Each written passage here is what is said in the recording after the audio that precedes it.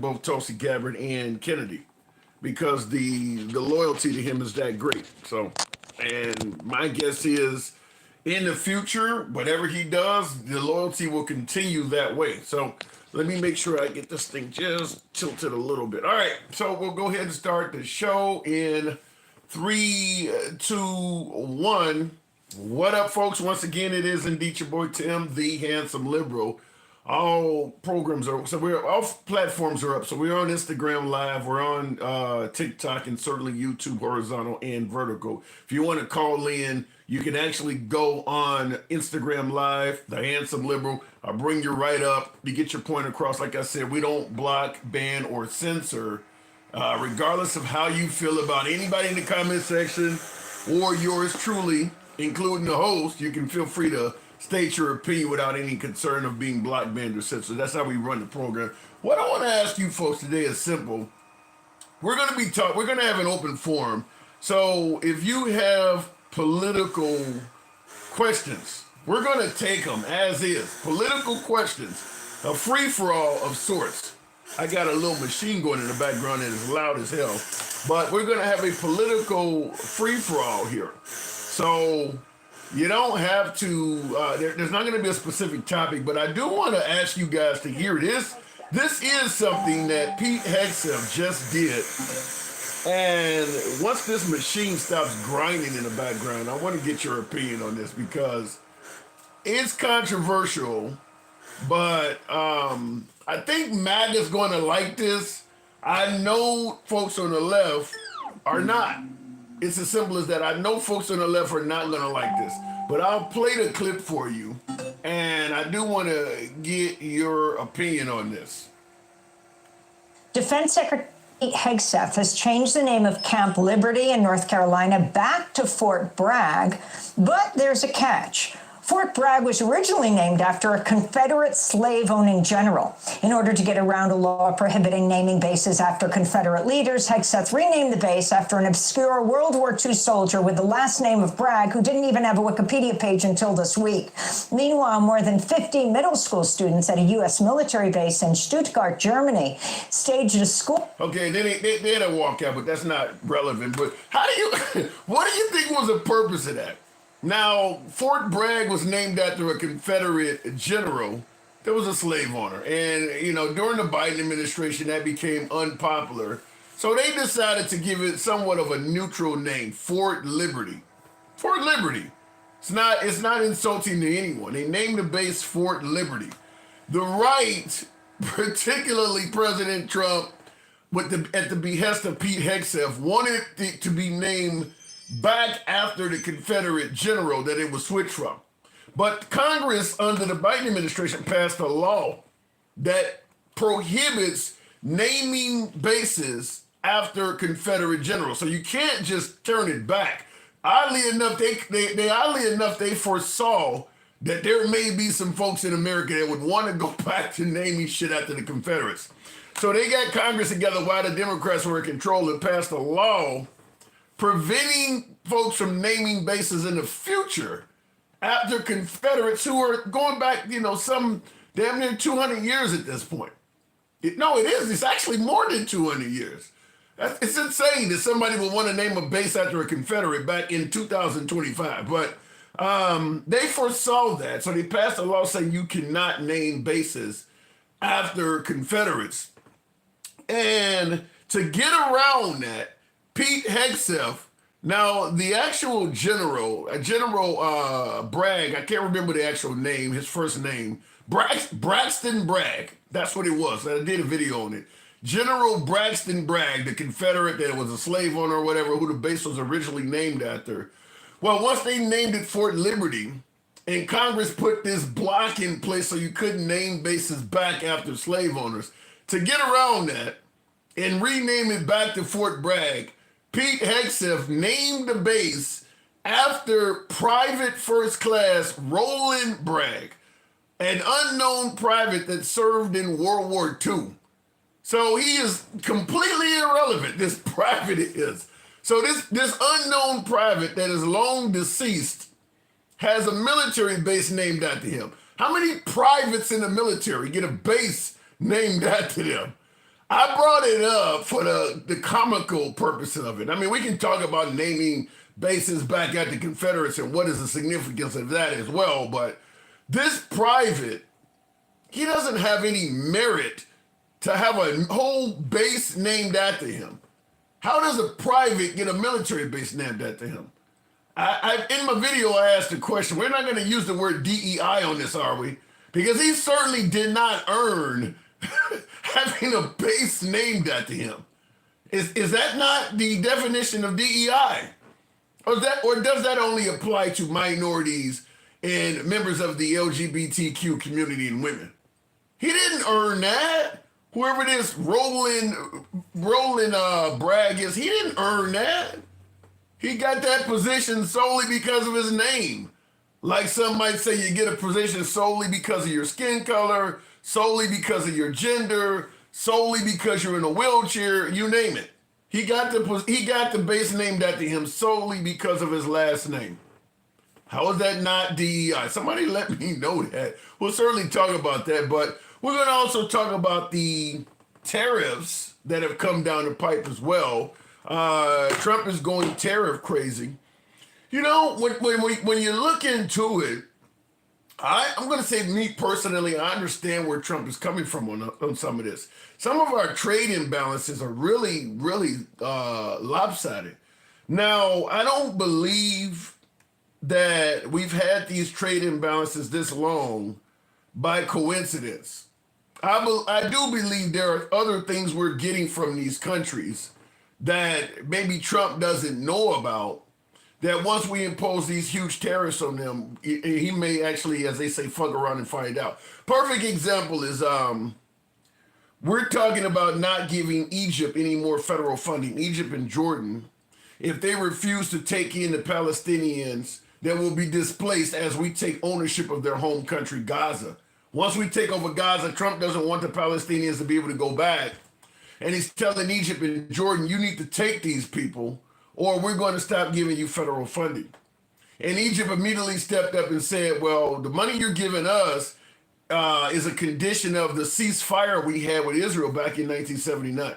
And I do believe that our tariffs are lopsided with a lot of countries because we're benefiting from that country on the back end some way, somehow. Maybe because you got a military base here. Maybe if you lead the tariffs the way that we have them, we won't say shit about you building a base or constantly sailing through our seas and violating our waterways and our airspace. We won't even say nothing about that because we know we getting over with you on the tariffs. And I don't believe that Trump may be thinking about that when he tries to say, if you charge us 10% in tariffs, we're going to charge you 10% back. Well, some of these companies may say, well, we don't have a military base in your country. So if you're going to charge us the same as we're charging you, then we're going to also charge you for being able to occupy our airspace or do this or do that. A lot of things we may be taking for granted. So we'll see what happens, but I do believe there's more to it. I don't believe all of these presidents have come and gone with this huge imbalance in regards to tariffs, and none of them thought to correct that. They just said, they just left it like that because they were all incompetent. I'm talking the Bushes, I'm talking going back to Reagan, all of them. They were just all incompetent. And Trump came along and a light went off and he decided, I'm going to fix it all. I believe there's something else there. I do believe there's something else there. So we'll certainly find that out. Anyway, today is an open forum. I want to hear from you folks in regards to questions. In the comments, Clock says, no, Obama is the most incompetent. Well, Obama's been gone for almost 10 years now. I don't know what relevance that has anymore. Obama's long gone. He's not president anymore. You ever heard of Trump derangement syndrome? You can have it on Obama too. He's been gone for 10 years. Jeez, let me go back in the box. Almost 10 years. It's DJ Julio. Good evening. Welcome to the program. Renaming bases back after Confederate soldiers. DJ, good evening. How are you? Oh, man, I'm just hanging around like Jesse Jackson at a Klan meeting. You know what I say. So renaming a base back after a Confederate soldier, how does that work? I think what they do is they log in and they change the name and they hit enter and that's the new name. But he's naming it after some obscure guy, Roland Bragg, somebody who only made it to be a private first class in the military. How does he get a whole base named after him? What was Bragg's accomplishments? I honestly don't know, to be honest with you. Nobody does. That's the point. Nobody. He has no page, no anything. So why did he change? Why did it get changed? Because he was a part of the Confederacy, or No. Okay. Let me. Maybe you didn't hear the monologue. The base was originally named after General Bragg, a totally different person. Braxton Bragg was his name. He was a slave-owning general back from the from the Civil War. The base was named after him. But during the Biden administration, they started naming these bases away from the Confederacy, not, giving all this heroic viewpoint to Confederates. So they started changing the bases' names, and they also passed a law that says you cannot name bases anymore after Confederate heroes. So what Pete Hegseth did today is rename the base back to Fort Bragg to get around the law where you can't name it after a Confederate hero. Instead of naming it after General Braxton Bragg, he named it after Private First Class Roland Bragg, just a totally unknown individual that served in World War II. So this guy wasn't even in the Civil War. He just wanted it to still be named Fort Bragg. So he found any other Bragg in the military to name it after. That's what happened. Yeah, exactly. Well, I guess. What the fuck is that? What is that? Here's what I understand. I mean, I understand that they're going in and they're taking all of this wokeness and pushing it back to the way that it was. Okay, wait a minute. Wait, hold on. Before you do that, I'm gonna drop you. I gotta bring you back up. People are saying they can't hear us, so I'm gonna drop you and you request to get back up. I want to see if it corrects the sound issue because they're saying they have no sound. So I'm gonna drop you and see if the sound comes up. On YouTube and Instagram, you're not gonna see a difference. I know all of you folks can hear me. Okay, can you hear me now on TikTok? Okay, so all of you folks can hear me. Okay, well, I see driver is saying no sound, but everybody else can hear me. Okay, we'll try it again. I don't know what happened there. Traitors aren't to be honored. Yeah, Ryan, that's what some would say, but apparently Trump likes to say, and we're going to talk about whether it's erasing history or not, too. Okay, let's go back to DJ Julio. All right, I'd like to hear your opinion on this. Now, naming it after someone who is unknown, has no significant rank in the military. I don't know of anything he did special because he never even made the history books. What were you saying, Julio? Well, I was just saying, they're I think trying to unwind all this wokeness. We don't want to hear Julio. Can you guys hear us now? Because when I was off, I couldn't hear you either. Okay. I see in the comments, Troy says can't hear anything. Let me know. Let me know if you guys can hear me or not. Okay. Minty Wiper saying yes, left and came back. Yeah. Okay, they can hear me. Okay, so they can hear. All right. Now go ahead. I'm just saying they're getting rid of the wokeness. If it was Bragg, Fort Bragg before, it's Fort Bragg again. We're trying to get away from all of that shit, and we really want to stand by. This is a country that needs to be ran like a business, and feelings has no place in here right now. Empathy and sympathies, they'll be there, but we're not going to focus on your fucking feelings because we don't care that much. Here's what I don't get, though, and I see the comments victoriously says, shush your fucking mouth. You're not the president. Go away. I don't know what he said, but but you're naming it now because people say we need to get over slavery and get over the evils of the past. Do you not see where this might bring that back up? No, because it was Fort Bragg. It was what they wanted to name it based on the accomplishments of the original Bragg. Even though he may have been a slave owner, slavery was a huge fuck up in our country. Well, but the guy, wait, Julio, they were naming it after a guy who wanted to fight to preserve that fuck up. Say it again. They're naming the base. They want to name the base back after the guy who was literally fighting to preserve that fuck up. Well, we want to remember those who stood against and those who stood. And I don't have a good answer. Let me just say that I don't have a good answer for this. If I had to try to come up with something, that's the best I could. Is that they want everything back to the way it originally was. We're not changing names. We're not taking down statues. It's a part of American history. And if you're still living and you're in slavery, let us know. We'll help you. But other than that, we're done living in the past. Like I say all the time, you know, I'm Mexican Indian and I'm white. I'm Caucasian by Danish descent. I'm not going to, on my white side, be held accountable for my own demise when they came over here and settled and took the land from the Native Americans. I'm not going to bitch about those things. I'm not going to live here as a victim in this life, and at all. And I think that's where they're going back and saying, nope, we're switching it all back. We're tired of you victims. If you want to live a victim life and a victim stance lifestyle, you go do that. We're going to go over here. We're going to try to make America as successful as we can. We're going to give you back billions of dollars, and we're going to try to make things right. I don't know. I guess I just see. I mean, once it was named away from General Bragg, okay, America don't got used to it being called, Fort Liberty. To me, it's like opening up an old wound. I get that the wokeness and things you're talking about. I understand that people have that opinion, but this has been done already a year or two ago. To go back and open that wound up to stick it to the woke, I don't know. To me, it just seems like it stokes division.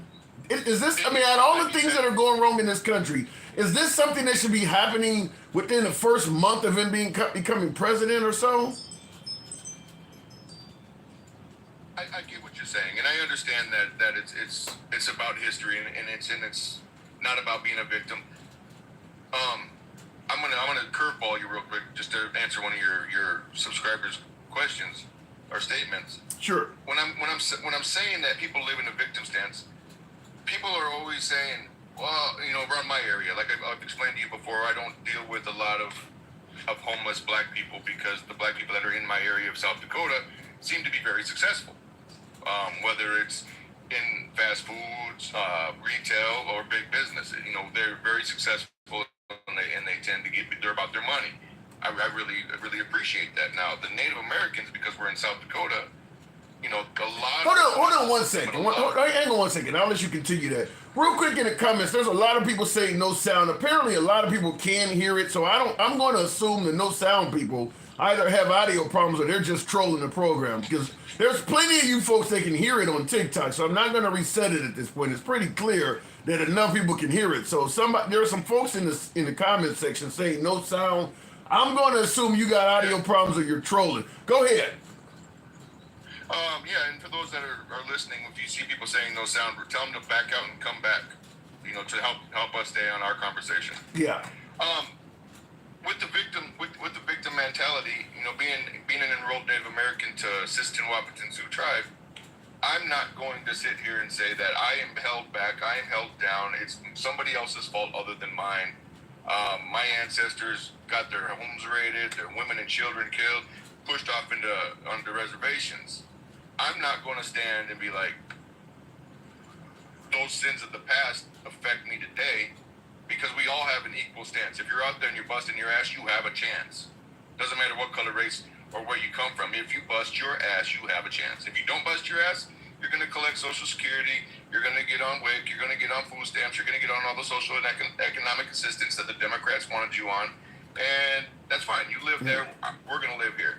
Well, I will say this in regards to while I do agree, if you're a person of color and you're seeking the American dream, for the most part you can achieve that. I don't think the real ceiling starts to hit until you get in the upper echelons. Like all of a sudden, Nikki Haley or how they treated Kamala Harris, suddenly their race became a major issue. But climbing up there, they didn't have a problem. So I don't believe at the lower levels, there's this major wall preventing you from achieving the American dream. However, I will say this. When you start naming bases after Confederate soldiers and things like that, I would say at least tell the truth on what happened.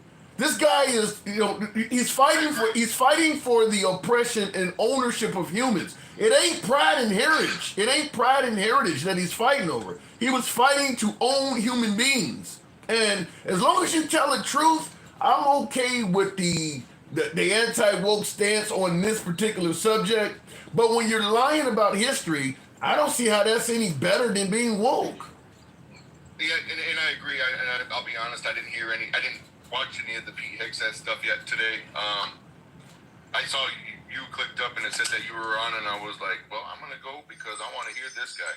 Yeah. And see what he's talking about today. So I honestly, I'm not too versed on the Fort Bragg thing, but that would have to be my explanation of the Fort Bragg situation. I don't see it. Now, I do want to make a comment. One of your guys says 12%. South Dakota has 12% of its population black. But you realize that the national population number is like 13. Wait, repeat that. Say that again. The guy was saying that that South Dakota has only 12% black population. Isn't the national population for blacks only like 13%? Something like that. Is there really 12% in South Dakota? That's surprising. I didn't think it was that high. But yeah, we got the Air Force bases and we got the military bases that and I'm not saying that's the only reason, but that brings a lot of Southern folk and a lot of diversity to our area.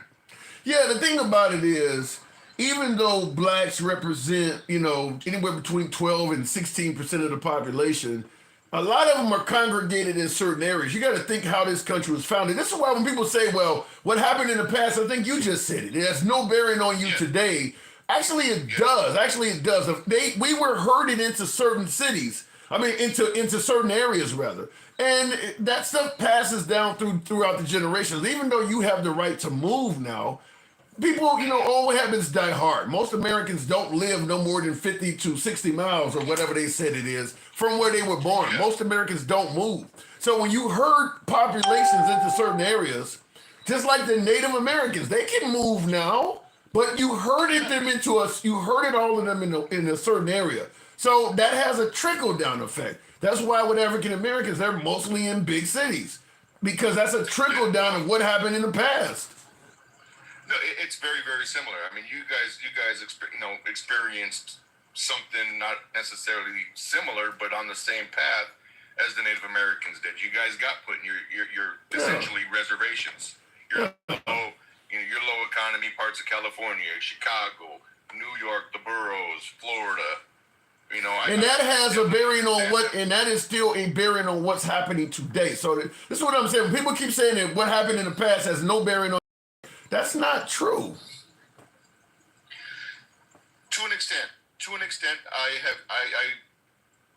have a different view on that. When I look around my city, I'm in the middle of my city right now, and if I look around, there is jobs that would accept every race or nationality, gender.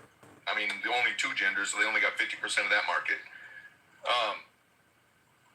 But we have opportunity. I'm not arguing with that. We as a human race need to start this in our homes. We need to start this in our classes. We need to start this in our social groups. You hear somebody bitching about 100 years ago, tell them to shut the fuck up. Well, it ain't about. Wait, hold on. I mean, it's not necessarily bitching about 100 years ago, because I mean, based on what you're saying, then that would exclude stuff. That would soon exclude stuff like the Holocaust. I mean, 100 years is coming up for that. I mean, you want to start. I mean, as history goes, you want to start excluding the bombing of Pearl Harbor and all that, because that's 100 years ago. You want to say that in 1941. So as of 2041, you want to tell people to stop bitching about what happened with the bombing of Pearl Harbor. I mean, it's history. It really happened. Let me ask you. Well, how does knowing that thousands of people got killed in Pearl Harbor or unalived? I'm sorry. I need to watch myself. Tap the screen, send some gifts so that the algorithm misses that. How does learning about Pearl Harbor benefit you? Anybody? So what are you saying? Don't teach history because it doesn't benefit anybody? I'm saying. Hold on a second. Hold on. But for folks who are watching, can you folks in the comments? I'm asking you folks, type in the comments over and over again. If you can't hear, reset your TikTok, because apparently there are still several people saying there's no sound, and I don't understand why that is, because a lot of you folks can't hear it. I don't know why so many people are coming in and complaining about the sound. So I've already reset mine. So I don't know why they still can't hear it. I don't know what's going on. So, all right, go ahead, Julio. I want to scroll back up here. All these things came in here. He says it teaches us not to do that again. Knowledge is power. Well, with great knowledge and great power comes great responsibility, and the majority of the nation is not very responsible. But wait a minute. So let me ask you. I mean, do you really believe that we should not teach people about what happened on September 11th because it doesn't benefit us? If you wake up and all you see is shit and negativity and death and all of those things on your social medias, on your TVs, I was thinking about this morning while I was watching the news. They were talking about the damn bird flu, and it's like that doesn't affect anybody's life. I mean, I understand that eggs come from some of these birds, but we don't need to be consumed. We're consumed by so much negativity. So what you're saying is that at Trump rallies, he should never have been talking about the LGBTQ and transgender because it doesn't affect nobody's life. Those things to become policy, that's the reason he was talking about those. Those things have become policy in schools and businesses and in hospitals. Those things don't need to be. I mean, trying to say that the human race is defined by multiple genders is false on every leg that it stands on. I have friends that are transgender. Love them to death. Love them to death. They probably don't like the way I talk sometimes. Not my problem. Just the same way they're being trans is not my problem. I don't treat them any different than I would treat any straight person. But you're not going to put it in my schools. You're not going to demand it in my jobs. You're not going to demand it in school sports or the bathrooms or the hospitals. I'm not okay with that. So I was definitely okay with him saying that's not okay. See, in my opinion, I think that I say it on the show all the time. I think it's hate being masked. There's all kinds of other reasons. I mean, you really don't want them around. Anywhere they show up, they're going to have a problem. I don't want them in TV commercials. I don't want them on my beer. I don't want them around kids in schools. I mean, anywhere they show up, it's going to be a problem. But I don't have a problem. I don't hate them. I just don't want them in my life at all. I mean, that's really what people are saying. Well, it's no different than saying that if I'm that you can't have corn on an open channel. You just got to be. Now you got to be verified 18. You got to do all these extra steps to watch corn. A beer can? Wait. A beer can? They put her face on a beer can. That's an adult beverage. That is over 18, and people still had a problem. But you're influencing the young people and the impressionable that there's more than one gender. So in other words, I don't want them around. No. Be here. Do what you want to do, but you're not. You don't get to promote a false narrative to my children, to the impressionable. You don't get to force that on me. You really believe that putting a transgender You believe that putting a transgender person on a beer can is forcing that on you? I believe so. Then what can they possibly do that you don't consider it being forced on you? I mean, like I said, anywhere they appear in society, you're gonna say they forcing it on me. They can live their life just peacefully outside of mainstream media. We're not going to promote something that is not biologically true. So they can live their life outside of mainstream media, so they can't be on TV at all. That's what I would say. Can they be in a park where kids are at? Absolutely. Can they be in a school teaching kids? As long as they're not teaching fallacies, yes. Okay. But you don't want them on TV. I don't get that. I mean, if a transgender person is on TV and they're not talking about, look, I was born a man, they just look like a female and they're on TV. How is that harming anybody? So go back to what I said, and I said if they're promoting those things, we do not want them on TV. How are they promoting it? That's exactly what I'm saying. I'm speaking to you. You saying if they're on there and they're not promoting, can they be on there? I'm saying if they're not promoting it, I don't care what you look like when you give me my news. It's going to be scary anyway. It's going to be sad anyway. I don't care who gives me my sad information. Just don't say, hi, my name is Ted. I now go by Tanya. I just don't want that okay because, one, there's only two genders. We know this. We watched a little movie a long, long time ago when we were kids. Boys have a penis, girls have a vagina. Yeah. I don't understand. If you're watching a newscaster, and you find out that newscaster was born a man. I just don't see how that changes your whole perspective of watching the news. Is it really that irritating? We don't want to normalize delusion. Thank you for them words, Jen. We don't want to normalize delusion. I think we were born on normalizing delusion. We all love Pamela Anderson. You thought those were real? No. We knew she had surgery. We saw one. Right. That's normalizing delusion. Whether somebody is a normalizing surgery. I mean, you see, that's an augmented surgery, and I get what you're saying. Yeah. You're not wrong, Tim. You're not wrong, but let's not throw this down that rabbit hole. Let's call it for what it is. Surgery for a woman to enhance herself is one thing. Men enhancing themselves is another thing. Saying that you're going to cut off your Willie Decker and become a girl doesn't make you a girl. That's all I'm saying. So did you ever see the movie with Demi Moore called G.I. Jane? Mm-hmm. Were you insulted by that? I love that movie. Were you insulted by it? I was proud of her that she stood and took as much as she did. She did more than those guys did.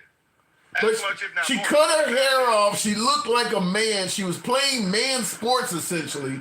It didn't cause you you weren't harmed by that at all? I mean, she essentially did what a transgender female does in reverse.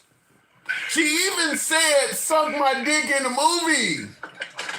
You know, to quote you right there, one, it's a movie. Oh my God.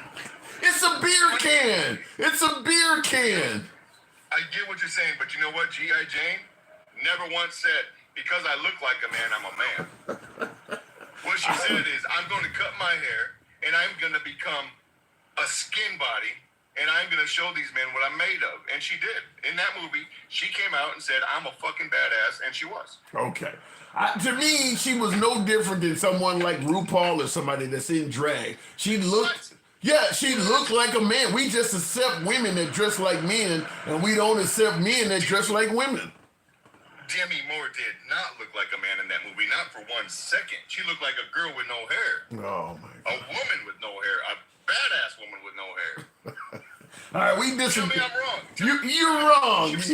She was stacked from the top to the bottom, buddy.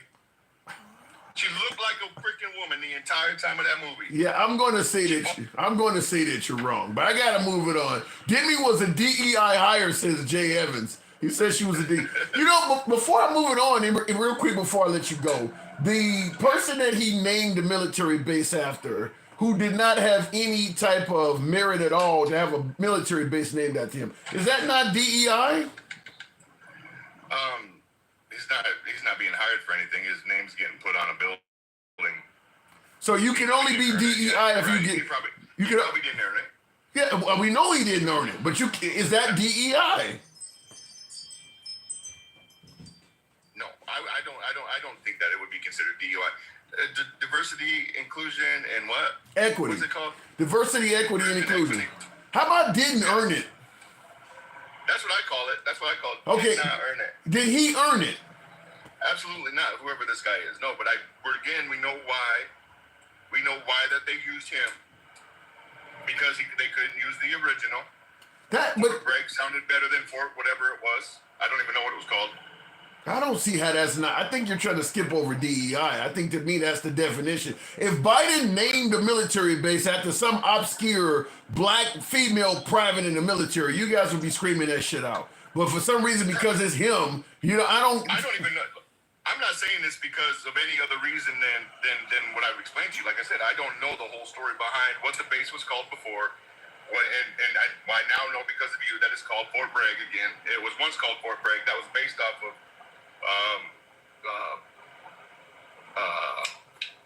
a soldier. It was a Confederate soldier. Yeah, Braxton Bragg was a general. Now it's named after a private. So they couldn't do it because of the whole thing. That's how DEI works. That's a DEI. That's a DEI nameplate. Yeah. Okay. That nameplate doesn't belong there. We got somewhere. That name probably does. Thank you. I gotta go, but thank you. We agreed finally.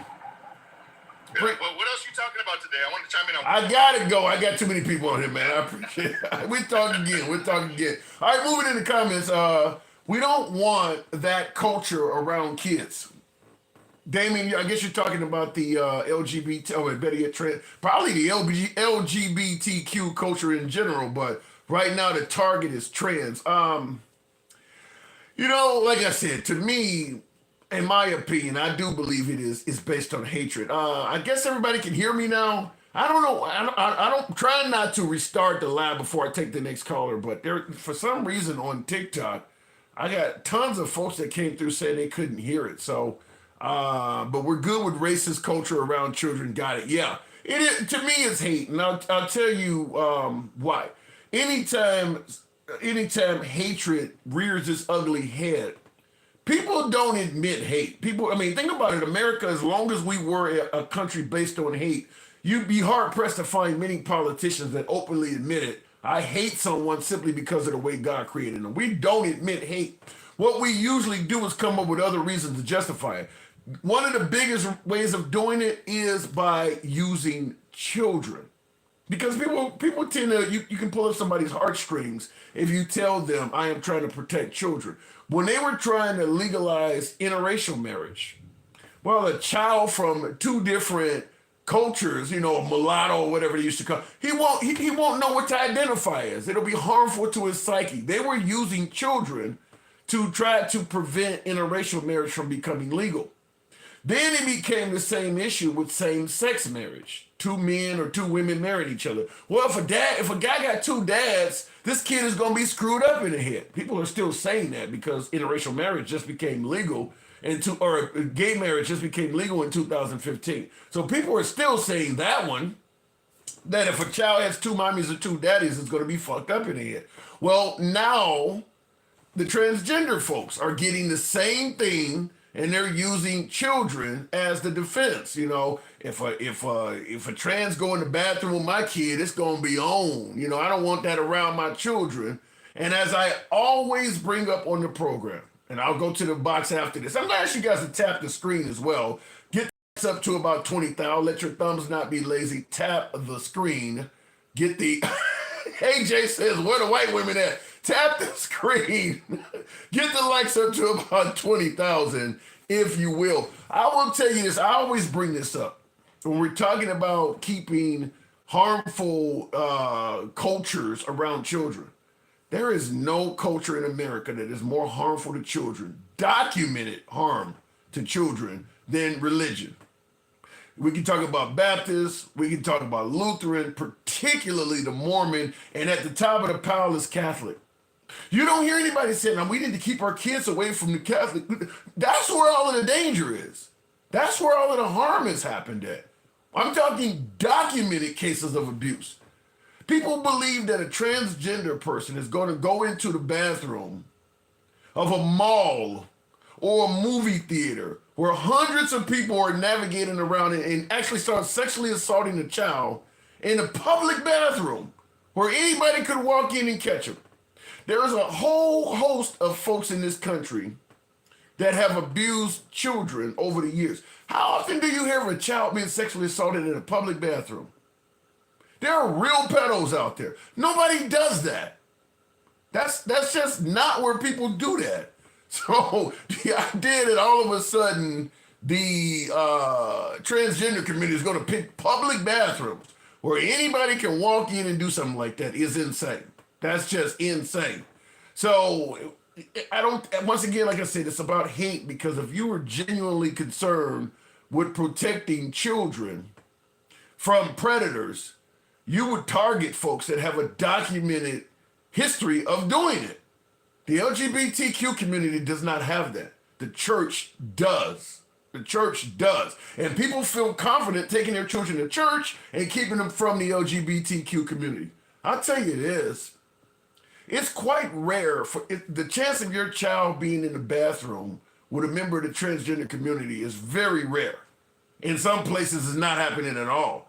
But not only does a child need to be in the bathroom with a member of the transgender community, they also got to be getting assaulted by that person. It's got to be akin to a lightning strike.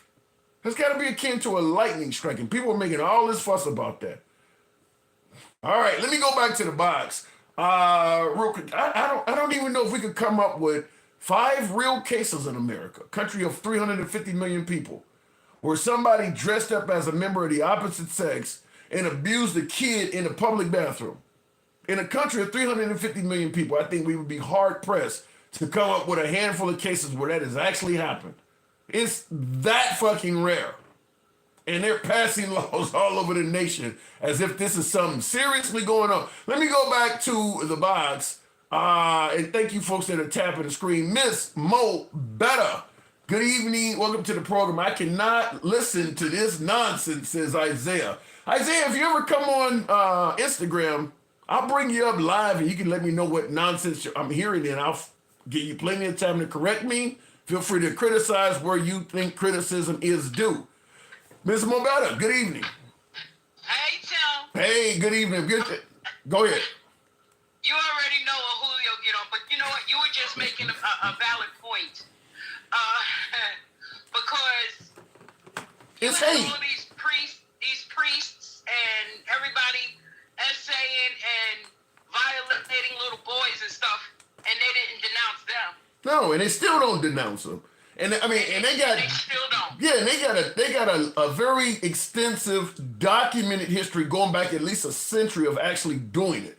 There's no major issue with trans and kids. They're just making it up as a reason to justify the hate. Right.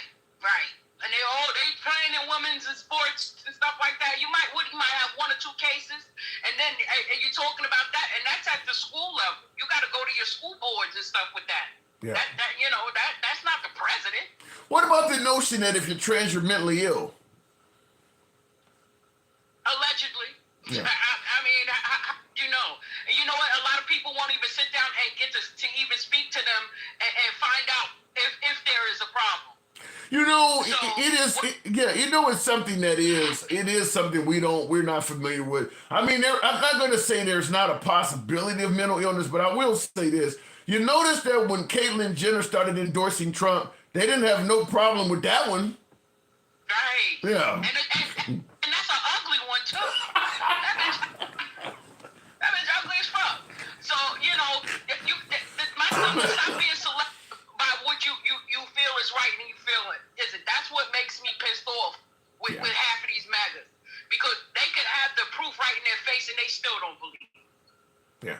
Well, I mean, like I said, if it's based on hate, you're not going to operate with whatever proof is presented anyway, because that's not the avenue you're really going down. You're just using that as a ruse to mask how you really feel. So it doesn't matter what evidence you show if it's about hate. Yeah, it's a crutch for them. Yeah. It's a crutch. Yeah. So, I'd rather you come out and say, I hate them.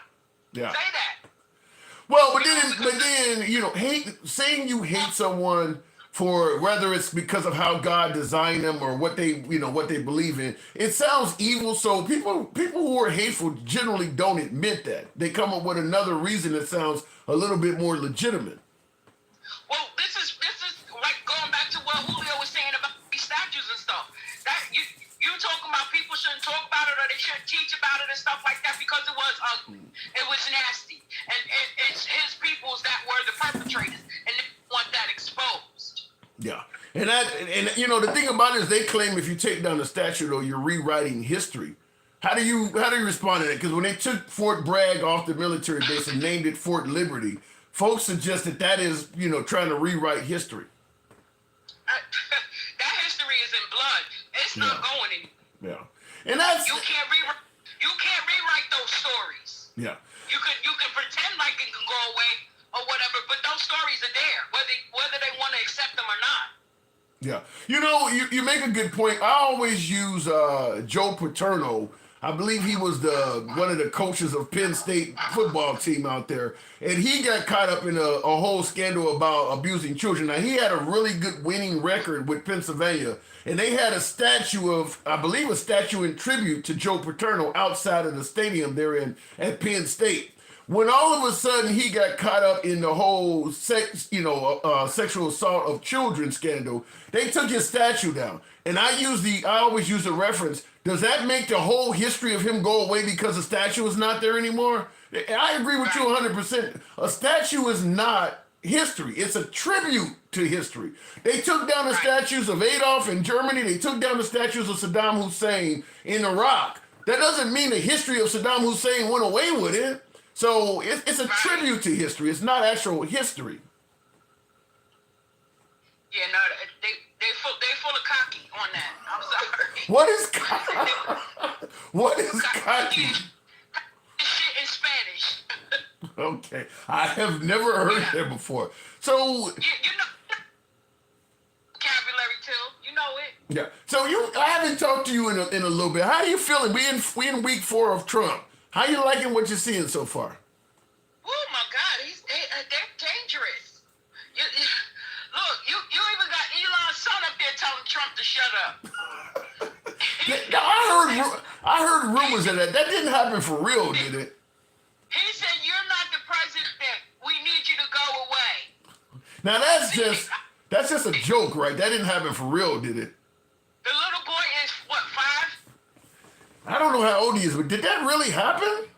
Yes, it happened. And he said, "I need you to shut your mouth." No. Did while he's standing up there putting boogers all over the desk. Are you trying to shame Elon's son? No, he that's what it just did. I don't know if you saw, but that's exactly what happened. First of all, you're in the Oval Office holding a press conference. How does this happen? Why? Number one, if you're not the president. Well, what's wrong with that? I mean, some would say that they like Trump because at least he does talk to the people. Biden never did that. Is that really that bad? If you're lying to me, I'd rather you not say a damn thing to me. You can keep your lies. I've been fact checked it just 31 found to be lying 31 times yesterday. Like, come on, you have to stop. We have to stop sugarcoating this shit. It's a mess. It's a mess. You don't know who's who holds what office. Elon is the president. I don't care what MAGA says. He's the president, and he bought our country. Trump sold our country to his ass. Well, you do realize Trump's poll numbers are higher now than they were at any point in his first term. Why? If he's as bad as you're saying, you do realize a whole lot of Americans like this guy, more so than ever. You know, because those are the puppets. They buy into the illusion that he sells them. Oh, I'm going to lower grocery prices. Eggs are going to be a lot cheaper. Everything has went up too, right along with those poll numbers. Everything has went up. People's rents are going up. The groceries are definitely going up, and they're not coming down. How do you respond to folks who might suggest he's only been in office a month? You got to get him in time. That mofo's been around since he was president. He ain't never go nowhere. Yeah, but he didn't have any control. It was Biden in charge. Of course, he had to wait till he got in, and everything, all of that revenge, everything he had planned in his head, he let that shit loose on his first day. How many executive orders did he sign? It ain't like... How many people are losing jobs right now because of that? I mean, it's got to be a significant number, but I mean, let's be honest. It ain't like he kept hidden what he intended to do. I mean, he was pretty clear that he was going to shrink government. I give him that. Just because he was blunt about it doesn't make it good. No, but you can't blame him if he tells you I'm going to do A, and the people vote for him knowing he's going to do A. What is he doing wrong? He's not. I don't blame him. It's the fools that follow him, because they're the ones who gave him that power. No, but you understand what I think is that they're exempt from the things that he's doing. They think they're exempt. But when you say fools that follow him, you do realize those fools are a large portion of the American people. I mean, we as a country voted for Trump. That's the hard part for us. That's the hard part for the American people. And they keep saying, oh, he's cutting the fat, or he's doing an audit. Where's it going? Where is it we're benefiting from those cuts? Because I haven't seen any. All I see is people losing their jobs. They're trying to get this so-called buyout, but what's going to happen once that buyout is done? Are they going to be able to file for unemployment? What is their next step? I don't think nobody gives a damn. That's the problem. I don't think nobody gives a damn about the people he's firing. Even though some of them are MAGA. Some of them people are MAGA. A lot of them are MAGA, believe it or not. A lot of them, especially in the bigger states, like New York and stuff like that, in the blue states. Those MAGA, there's a lot of MAGA in blue states. You know, Yeah. they're the ones who are going to suffer. But guess what? They still going to be trying to blame it on Obama, like they were saying in your earlier. If you a janitor that works at the Board of Education somewhere and you get fired because they closed down the Board of Education or the Department of Education, how can you blame Obama for that? They do. You're right, though. You are right. I'm laughing because you are right. I had a guy on the program. I had somebody on the program not long ago talking about Obama. I'm like, the guy's been gone almost 10 years now. Like, you had Obama syndrome? And they didn't see the mess Obama had to dig us out from Bush. Do they not know how the presidency works? That you're handed things. You're handed things, and you have the option to maintain them or cancel them or do whatever you're going to do. So that's how Trump, when he got in office, he was maintaining for the first year and a half. But then when it's time for him to be the actual president, he didn't know what to do. So he dropped the ball. He dropped the ball because he was so busy trying to dismantle everything Obama did till he didn't know that he was cutting almost 1 million lives out of it. But okay, so he's been in office 4 weeks. He's already brought home, I mentioned this yesterday on the show, Mark Fogel, who was a prisoner in Russia. He brought that guy home. He had another American released that was in Belarus. I mean, he's securing the border. He's gotten Putin and Zelensky to talk. He is accomplishing some good things, is he not? With Putin and Zelensky, that shit been happening, Tim. You just ain't seen that shit been happening. Don't you kid yourself. What do you mean? Do you think they're gonna always show us their hand? No, but It's not in Putin's bed? Yeah, but you don't give him credit at all that he's got both Putin and Zelensky apparently talking about ending the war? No, he's a vile man. He has hidden motives that all he cares about is himself. And this is what he displays. So if anybody, whether he wants to see how I see. Yeah. You kind of break it up. I may have to move it on. It sounds like your signal's going in and out there. Okay. Yeah, it is. My bars are popping up, so it's, All right. But my last point, then I'm gonna move it on. For the people that bought into the illusion that Trump is gonna put money back into your American pockets, if you're not in that billionaire percentage, you won't see a damn thing but decreases. Before you real quick, hopefully, wait. You always know you bring out the most interesting respondents. I had to interrupt you before you drop. I will give you the floor on this one. You know how it go. Confetti in the comments says this is why no black woman would ever lead me. He's hearing you speak and says this is why no black woman would ever lead me. What say you? What is he? Whoever, what's the name? Confetti. Tell Confetti to shut his gay ass up. And a black woman don't want to lead your ass. Go somewhere. Tell him how about go somewhere and get hooked on phonics. Don't be threatened. Don't be mad because I'm a threat to you. Now, tell him he got a couple options. He could sit and spin or scratch and sniff. Ooh.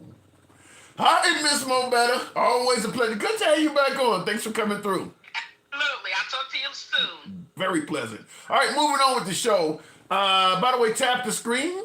Get the likes up to about 20,000, if you will. Let your thumbs not be lazy. We are in full swing now. This is kind of an open forum. I get the tariffs of happening under Trump. I'm not, like I always say, everything about Trump is not bad. This is not a bash Trump or celebrate Trump program. We can be critical and we can be complimentary. Same thing with Biden was the same way. So that's why I get trashed by both Democrats and conservatives alike because, I believe in giving credit where credit is due. What I've heard so far in the tariffs, they don't sound bad. The way Trump is handling the tariffs, in my humble opinion, right now they don't sound bad. But like I said earlier in the program, I do believe there's more to the story. I don't believe that our tariff imbalance is so screwed up and that Trump is catching it and it's something that none of the other presidents caught. We'll have to see what happens, but from what I'm seeing right now, I'm understanding what Trump is doing. So I consider it so far positive for Trump Just like yesterday, I was celebrating him bringing home Mark Fogel from Russia. I thought that was a good thing. I was a fan when he kept TikTok around for a while. So everything about him isn't bad. But that doesn't mean everything about him is good either. So we talk about it all on the show. I will look in the comments. Don't be just another brick in the wall, says Dems had no water in the fire hydrants. I believe that was dispelled. Also, too, I guess you're talking about California. You're talking about tornado force winds and a whole lot of tinder after weeks without rain. You're not going to stop that by what was in the fire hydrants. I think they've kind of debunked that whole thing. You were not going to stop it by that. Looking in the comments, though, Musk kid said it best, you're not the president. I need to hear that. Before I go to my next caller, I did queue up a video. Did Elon Musk's child really tell Trump that he was not the president? Because I didn't hear that, and I'm dying to hear it. So I'm going to try to see what I got that I can bring up, because I haven't heard that. What is this here?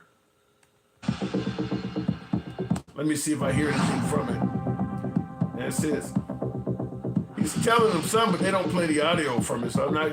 Right now, I'm going to say it's not confirmed. This video doesn't seem to be doing that either. It's giving me wording.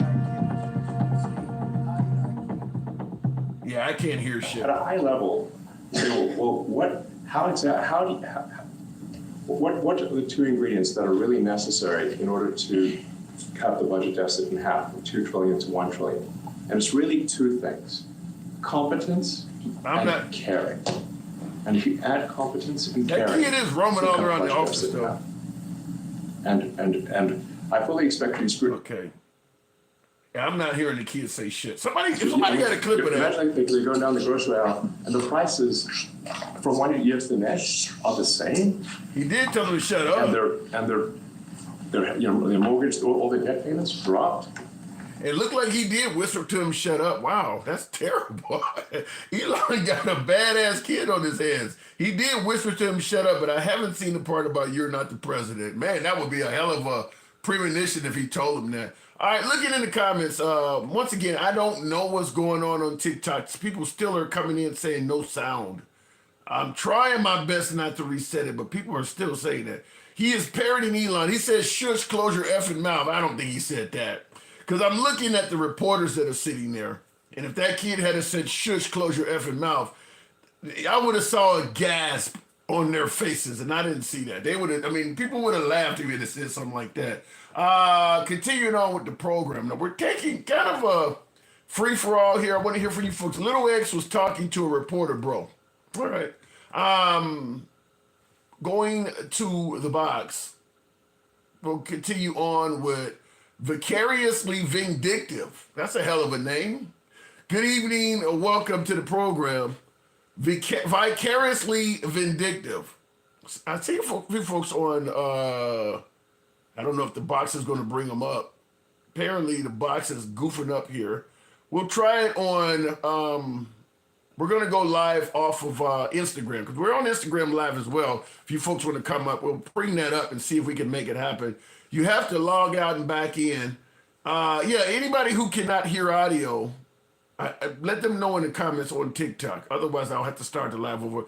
A lip reader said he told the reporters to shush up and said to Trump, protect him. I don't know. I don't know either. Like I said, I'm looking at it and I'm not hearing it. I don't know if I had a guest try to come up or not. Apparently not on. I'm still learning a little bit about this damn Instagram. So we'll move it on. I didn't log out. I just swiped out to the next live and came back. So yeah, something's wrong with TikTok. We'll go to the next caller in the box. MAGA Reacts. Always a pleasure with MAGA Reacts. We're talking about naming bases back after Confederate soldiers. What the hell's up with that? There's another person here who's actually. I'll come back to that because I don't know how they got in there. I don't think it has to do who it's named about. We don't care who it's named over. It's been Fort Bragg for almost 200 years. It's got a lot of history with that name being Fort Bragg. I mean, the fact that he named it after some nobody just to get the name back shows that it's about the name and the history of the base, and not the person who it's named about. Nobody gives a fuck about General Bragg. That place was Fort Bragg. A lot of people went there and have history of being there. It's like when you have a football stadium that was the Dolphin Stadium, for example, has been renamed to Landshark Stadium and Hard Rock Stadium and a million different names. It's always going to be Dolphin Stadium for me. So you believe we should bring back the Cleveland Indians and Washington Redskins and all that, huh? Yeah. I mean, those are like actively offensive to modern day Indians, but other than that, yeah, I found that Aunt Jemima sounds good to you. definitely bring that one back. Why are there so many? You know what? This is a crazy thing. I have never seen so many white people happy about Aunt Jemima. I haven't seen hardly anybody black, other than maybe a few folks talking about bring back Aunt Jemima. Overwhelmingly, the folks that want to hear Aunt Jemima again are white. Why do they favor this name so much? I mean, we grew up with Uncle Ben's rice and Aunt Jemima syrup. I mean, we have a lot of history with those products. And it has nothing to do with slavery. I grew up with Montgomery Wards and Kmart. That don't mean I expect people to name Walmart to Kmart or Montgomery Wards. What do you mean? Names. I get upset if they renamed Walmart. I mean, names change. Is it really the end of the world if they call it a different name to a bottle of syrup? I mean, you really are that attached to Aunt Jemima? Well, I mean, it's less important with the syrup, but you know, that they fought World War II from that base, and that base has a lot of like actual history. It's like, would you be happy if they renamed Pearl Harbor something else? Well, the thing about it is Pearl Harbor isn't based on racism and somebody who did something that is atrocious. I mean, this guy was fighting to own people. So, I mean, let me ask it to you this way. Hold on. Let me ask it to you this way. Let me ask it to you. Now, I used the example not long ago about Joe Paterno, the Penn State coach. I don't know if you know the actual story. The guy who was a coach at Penn State, the college. I know the story. Yeah. Do you believe his statue should go back up? Yeah, because he didn't even do the thing himself. You know, it's a 90-year-old guy. He missed it or ignored it or didn't know what was going on. He aided the guy so that the guy would not be held accountable for abusing kids. Yeah, I don't know like the details of it, but I don't know. I don't think indirectly being involved in this mess deserves your entire history being. So you believe in Germany? So do you believe in Germany they should put Adolf statues back up? No, the man himself is evil. That's different. You're owning. Really different, wait. Because in that situation, it's about Adolf himself, not just his name. But you're owning. Wait. You're owning people. You don't see that as being evil? What do you mean? No. What does Fort Bragg itself didn't do anything evil? No, the man It was did. a historical base where we, prepared D-Day and has got, prepared the Gulf War. It has a long history of being Fort Bragg. You know, Adolf doesn't have a history of being a pacifist or a good guy that's being overwhelmed by his evils. You know what I mean? No, I don't. So, I mean, because we have a lot of... Go ahead. It's like if Adolf's son, has something... I don't know. It's a bad example. Yeah, I think so. What about Saddam Hussein? You want to put his statues back up? He himself being evil has nothing to do with... it's just something else named Hussein. What do you think? MAGA reacts. What do you think slave owners was doing? They were sexually assaulting people, forcing folks to breed. I mean, what do you think? You don't think you see any evil in that at all? If you got a I see the evil in that, and I see that. I'm not saying that guy wasn't evil. I'm saying the base itself has a history of doing good, a history on its own. It's like punishing Adolf's son for something that his father did, if he has a son. And same with Saddam Hussein's son, punishing them for something their father did. So would you be okay naming a military base after Adolf? No, I mean... Why not? Again, because it's not about naming something new after an evil guy. It's about the history that it had with that name. So if there's a city that's been named Adolf for 200 years, I'm not going to rename it just because Adolf did something bad. Yeah, that's a better example. Like if there's a city in Germany named Hitler or Hischler, I don't want to mess you up. I wouldn't want to rename it just because of this guy, since the city was named that before him, or it's been. You Named know what you 20 sound years. like to me? You sound like the illegal immigrant that says, I've been in the country for 20 years and been doing okay, you should let me stay. Yeah, you found out now, but because I've been here so long, you should just leave me here. That's what you sound like. I mean, I'm okay with that. I'm only against the immigrants that came in under Biden's watch that overwhelmed the system. I'm okay with immigration. I just, No, I'm talking about illegal. So somebody's been here illegal. They came here illegally 15 years ago. You're okay with letting them stay? I'm okay about judging him on what he's done over those 20 years and see if he deserves to stay. Yes. All right, okay, you're being consistent. At least you're being consistent. I thought I was going to get you there, but I mean, your response is not that bad. To this, Like, with Fort Bragg is not the same. Fort Bragg was Fort Bragg.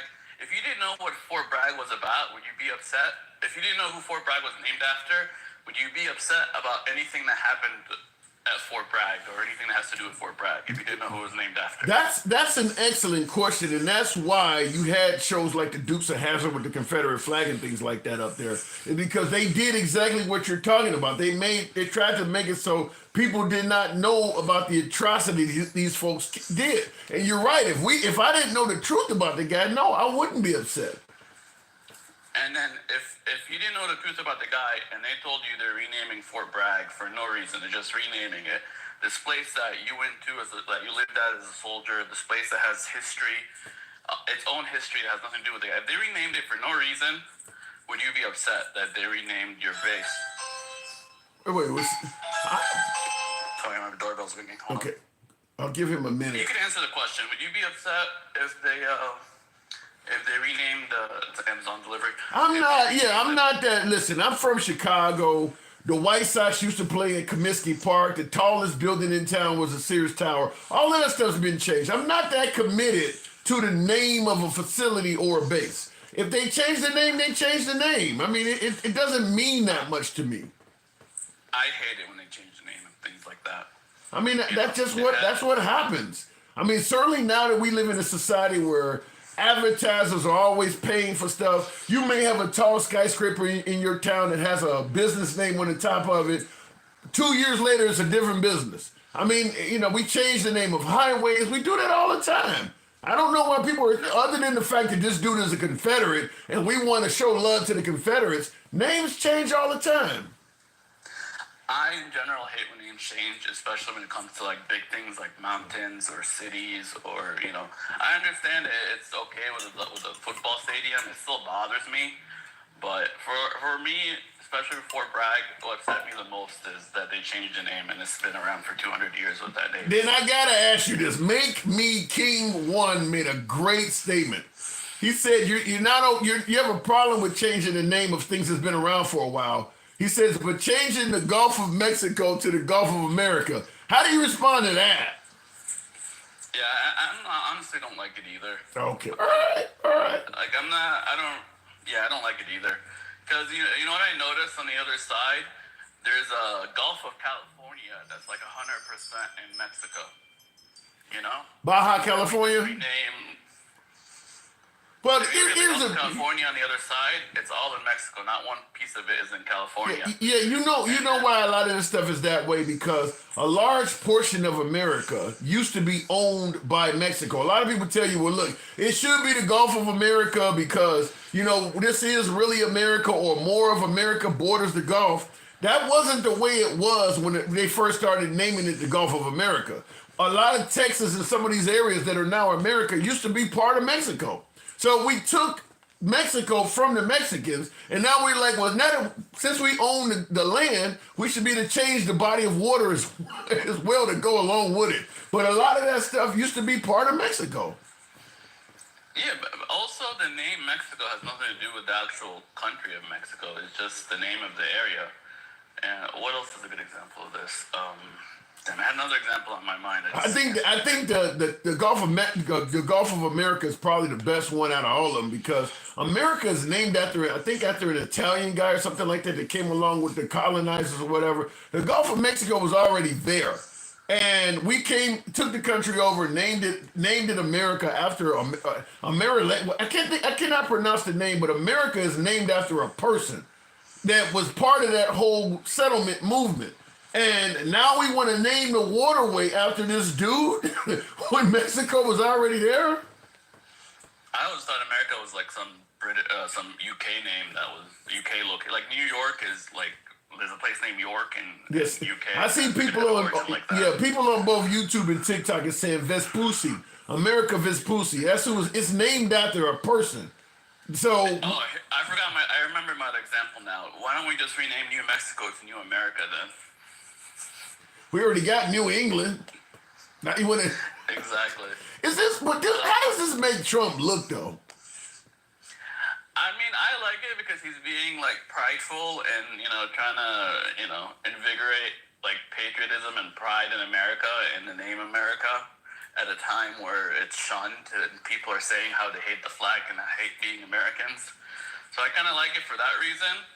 But I think it's stupid because, You're okay with pointless. Are you okay while you're talking about loving America? You okay with taking Gaza and Greenland and all this shit too?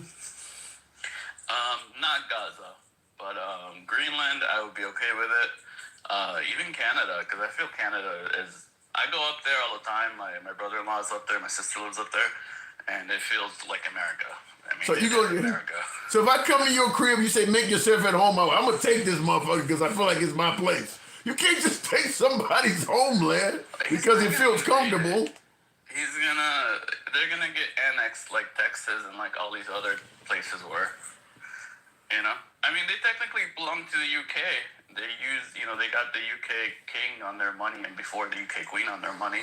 What happened to the guy I was just talking about that said if things have been the same way for hundreds of years, we shouldn't change it? What happened to him? He gone? We're not changing the name of Canada. We're just changing. Yeah, you are. You're making it not even a country anymore. You're about to annex it, as you say, and reduce it from a country to a state. They're still going to be Canadians. They're also going to just be Americans. And technically they are American because they're in the continent of America. And so you're okay with that as well? Because they're Americans. Like anybody in North America or South America is technically American. They're not. You know how long I've been talking to MAGA, making fun of the Canadians, making fun of them being socialists, making fun of Trudeau. Now all of a sudden, because we might acquire them, well, you guys are Americans. Really? Not that kind of American, you know what I mean? Like they're from the continent of America. Yeah. But yeah, I think they're basically brothers of ours anyway. I live in South Florida, where the Canadians live here half the year. Like we literally have a lot. What the fuck does that got to do with taking somebody's crib? Plates. What the hell does that got to do with taking somebody's crib? Just because they come here and live here half the year? They own second homes here in Florida. They own probably a big part of Florida is all Canadians that come down for the winter. That ain't got nothing to do with taking their homeland. We're not taking it. They're joining us. It's a difference. We're not invading it. They're joining our team. Do they have a choice in the matter? We're going to be like one big planet. Like once we're going to be just the United Countries of Earth one of these days, or with the Earth president one of these days. Am I hearing one world order, Mr. Deep Stater? I mean, hopefully we could go into space one day and we see each other as all Earthlings and What the fuck are you smoking? Actual aliens. What are you smoking? You sound like you're hanging around I'm a big Star Trek fan. What? I'm a big Star Trek fan. I gotta go. You sound like the Deep State. All right, MAGA I Reacts. think that's all I have to talk about. Thank you, man. Appreciate it. That didn't sound like the MAGA I'm used to talking to. You started sounding like a George Soros fan. Look at it in the comments. Yes, it's coming sooner than later. Anthony Hawkins. That's frightening. I'm talking about your girlfriend. Alter ego. Wow. Yikes. Alter ego. Good to see you in the comments, by the way. Tap the screen, folks. Get the likes up to about 25,000. certainly you can make that happen if you smash that like button on TikTok and YouTube, by the way. On YouTube, smash that like button as well. We don't block, ban, or censor. Get this out real quick, my spiel. We have to get this out. We don't block, ban, or censor. You can be critical of anybody in the comment section, up to and including your host. Yeah! Appreciate the hat, mustache, alter ego. Thank you. Yeah, we don't. Whoa! My goodness. I haven't seen a galaxy. Man. I don't know. It's been a while. Thank you. Appreciate that. Thank you for supporting the program. That made my day. Thank you. But we go left of Bernie Sanders from having dinner with Q. We don't block anybody on this program. Understand that it is an uncensored program. If the censors of the platform let you speak, so do we. But that doesn't mean you go yelling out N-words and, there's a few words that are out there. Not that I would give a damn, but the platform will stop that. I hope Trump goes to space. I hope Trump and Elon Musk goes to space and never returns. Damn. New Yorkin. What do you want it to be? What is the movie where somebody went to space and never returned? I know George Clooney had a movie with I can't think of the woman's name now. But he went to space and was lost out there. Of course, there's the Armageddons and Deep Impact. Wow. Looking in the comments, I'm still getting folks that are talking about the sound. I don't know other than to skip to a different live and come back because people are still saying they can't hear the program. What about the Gulf of Mexico, says Miss Portia on Instagram? Apparently, in other countries, it's still called the Gulf of Mexico. But to appease Trump, it's called the Gulf of America. If you go on, let's say you go on Google Maps or whatever, and you look up how to get from, I put Chicago to Biloxi, Mississippi, just to see once that, it shows you the route, and I wanted to see what they call the Gulf of Mexico, and they do call it the Gulf of America. But like I said, the Mexicans ain't calling it that shit. So to me, it just seemed like I'm the shit, I'm the man, an arrogant move that President Trump made. And at this point, I kind of understand why he's doing it. I mean, he does come across as unstoppable. I've been saying for days he could appoint a cardboard box and the Senate and House would approve it. I mean, no matter what he wants to do, they're going to let him do it, which is why I strongly believe that if he wants a third term, it's his for the taking. Congress and the Senate would approve that. If it's a Republican Congress, a Republican Senate, my money is on they would approve it. It's not a guaranteed thing, but if I'm a betting man, I'm going to bet on the side that they would vote for it as opposed to against it. Just like the Supreme Court. They have went against Trump on a few issues, but if I'm a betting man, I'm going to bet that there's more of a chance that it will go on his favor. They will rule in his favor than against him. And that's with birthright citizenship. I think they just ruled today that he can continue freezing federal funding.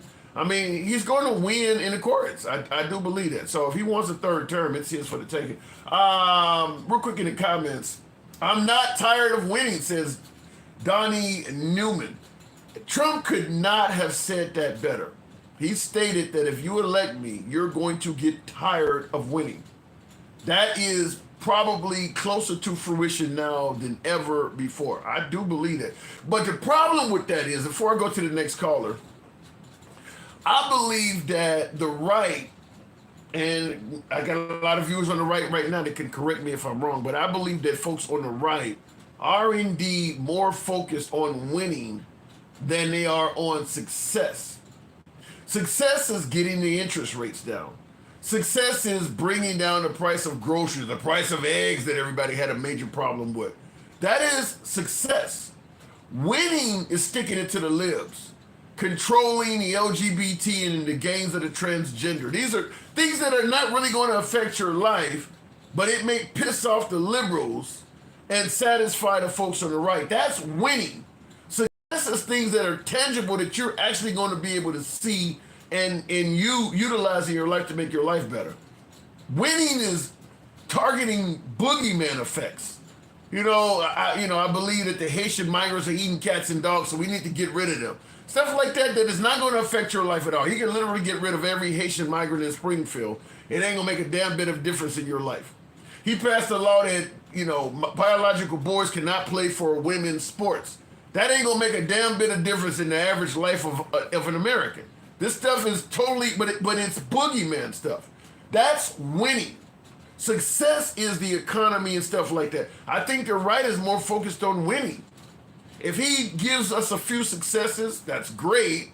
But if he can just show me a whole lot of winning, that's good enough. He's doing a good enough job. For instance, all of the firing that Elon Musk is doing, the alleged saving of taxpayer dollars, if you don't see any difference in your life, if he can tell you I saved America $2 trillion and you still got to work 2 jobs and you're still struggling to get by, it's a win, but it's not success. Doesn't make any difference in your life. But maybe you just do not like hearing about DEI or affirmative action. So it's a win that he got rid of it. But what is it actually doing for you? Nothing. I'm just happy he did it. So I do believe that the right is more focused on winning than success. So we'll see. Anyhow, looking in the comments, and by the way, get your boy likes on up. A lot of lazy thumbs in here this evening. Tap the screen. Where is my part of the, what did that say there, Arletha? Where is my part of the money or something? I don't get what you're saying there. We'll go ahead and continue on with the box. Mike, good evening. Welcome to the show. They definitely gone see a change in government is the largest employer. Yeah, I feel sorry for anybody that works for the federal government. I'm not just talking about liberals, MAGA too, because MAGA, when he got rid of when they're getting rid of USAID, that's not 100% liberal. And as I've pointed out on the program, when you get rid of, let's say for instance, an office building full of employees in your neighborhood or downtown in your city shuts down and everybody in that office building gets fired. When we go to work in the morning, we buy coffee, we patronize little mom and pop shops there and on the way back. There are gas stations that we may stop at on the way to work to pick. All of them folks get hurt too. There's people who come and stock the vending machines at your business. All of them are losing jobs too. There's all sorts of trickle down effect. They're not all Democrats. Mike, good evening.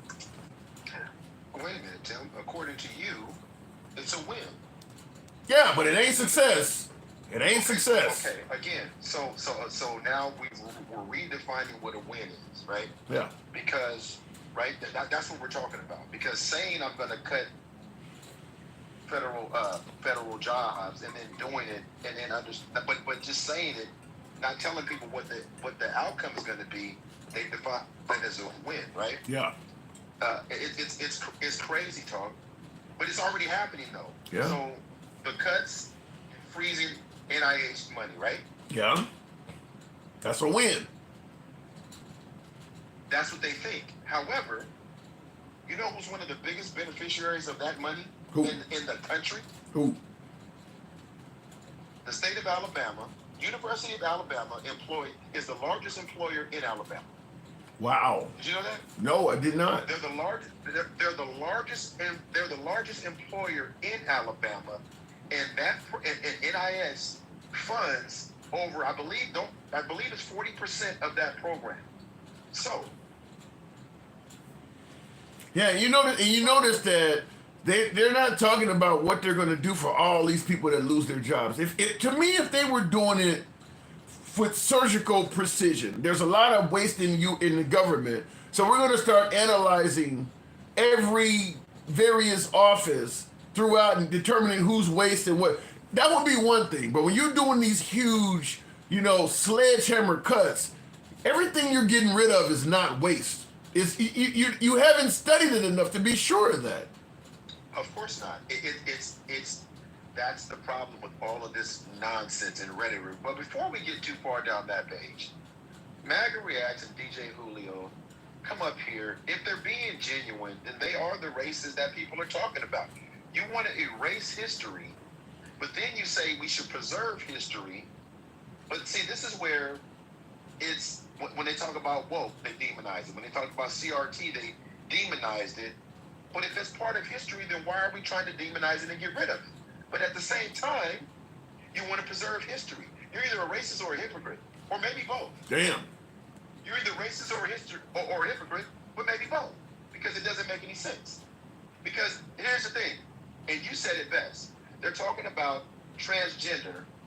You mentioned Penn State, but you didn't mention the coach of the USA women's gymnastics team. We've had so much sexual abuse in this country by white teen men that are supposed to be in positions of power.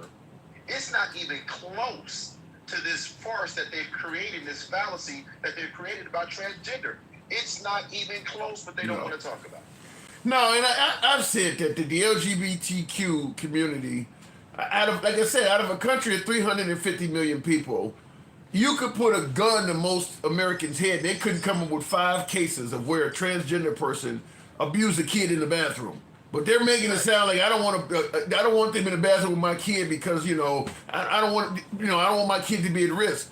There are no examples really on the record of kids being. You think somebody gonna walk into a bathroom in the middle of a crowded mall and start committing a felony like that, or in a movie theater where anybody could walk in like that? We got a hell of a lot of people in this country that have abused children.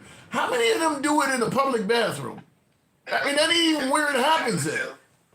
And here's the thing, and if it was happening, but see, it's not happening. Just like that video of those transgenders doing that to those children is in the same place that the evidence for the Haitians eating cats and dogs is. That shit doesn't exist. But they will demonize people. DJ Julio said he knows some people that he doesn't believe should be treated as equal. That's exactly what he said. I love them, but I don't want them here and I don't want them there. And they think that that's not racist. They think that that's not bigoted. They think that that's not discriminatory in nature. It's insane that they're not listening to themselves. It's insane that they're not listening to themselves. And even if it's happened once, twice, 10 times, it's not enough to take a whole group of people and say they shouldn't exist and have the same rights as you do. It's absurd. But back to the University of Alabama.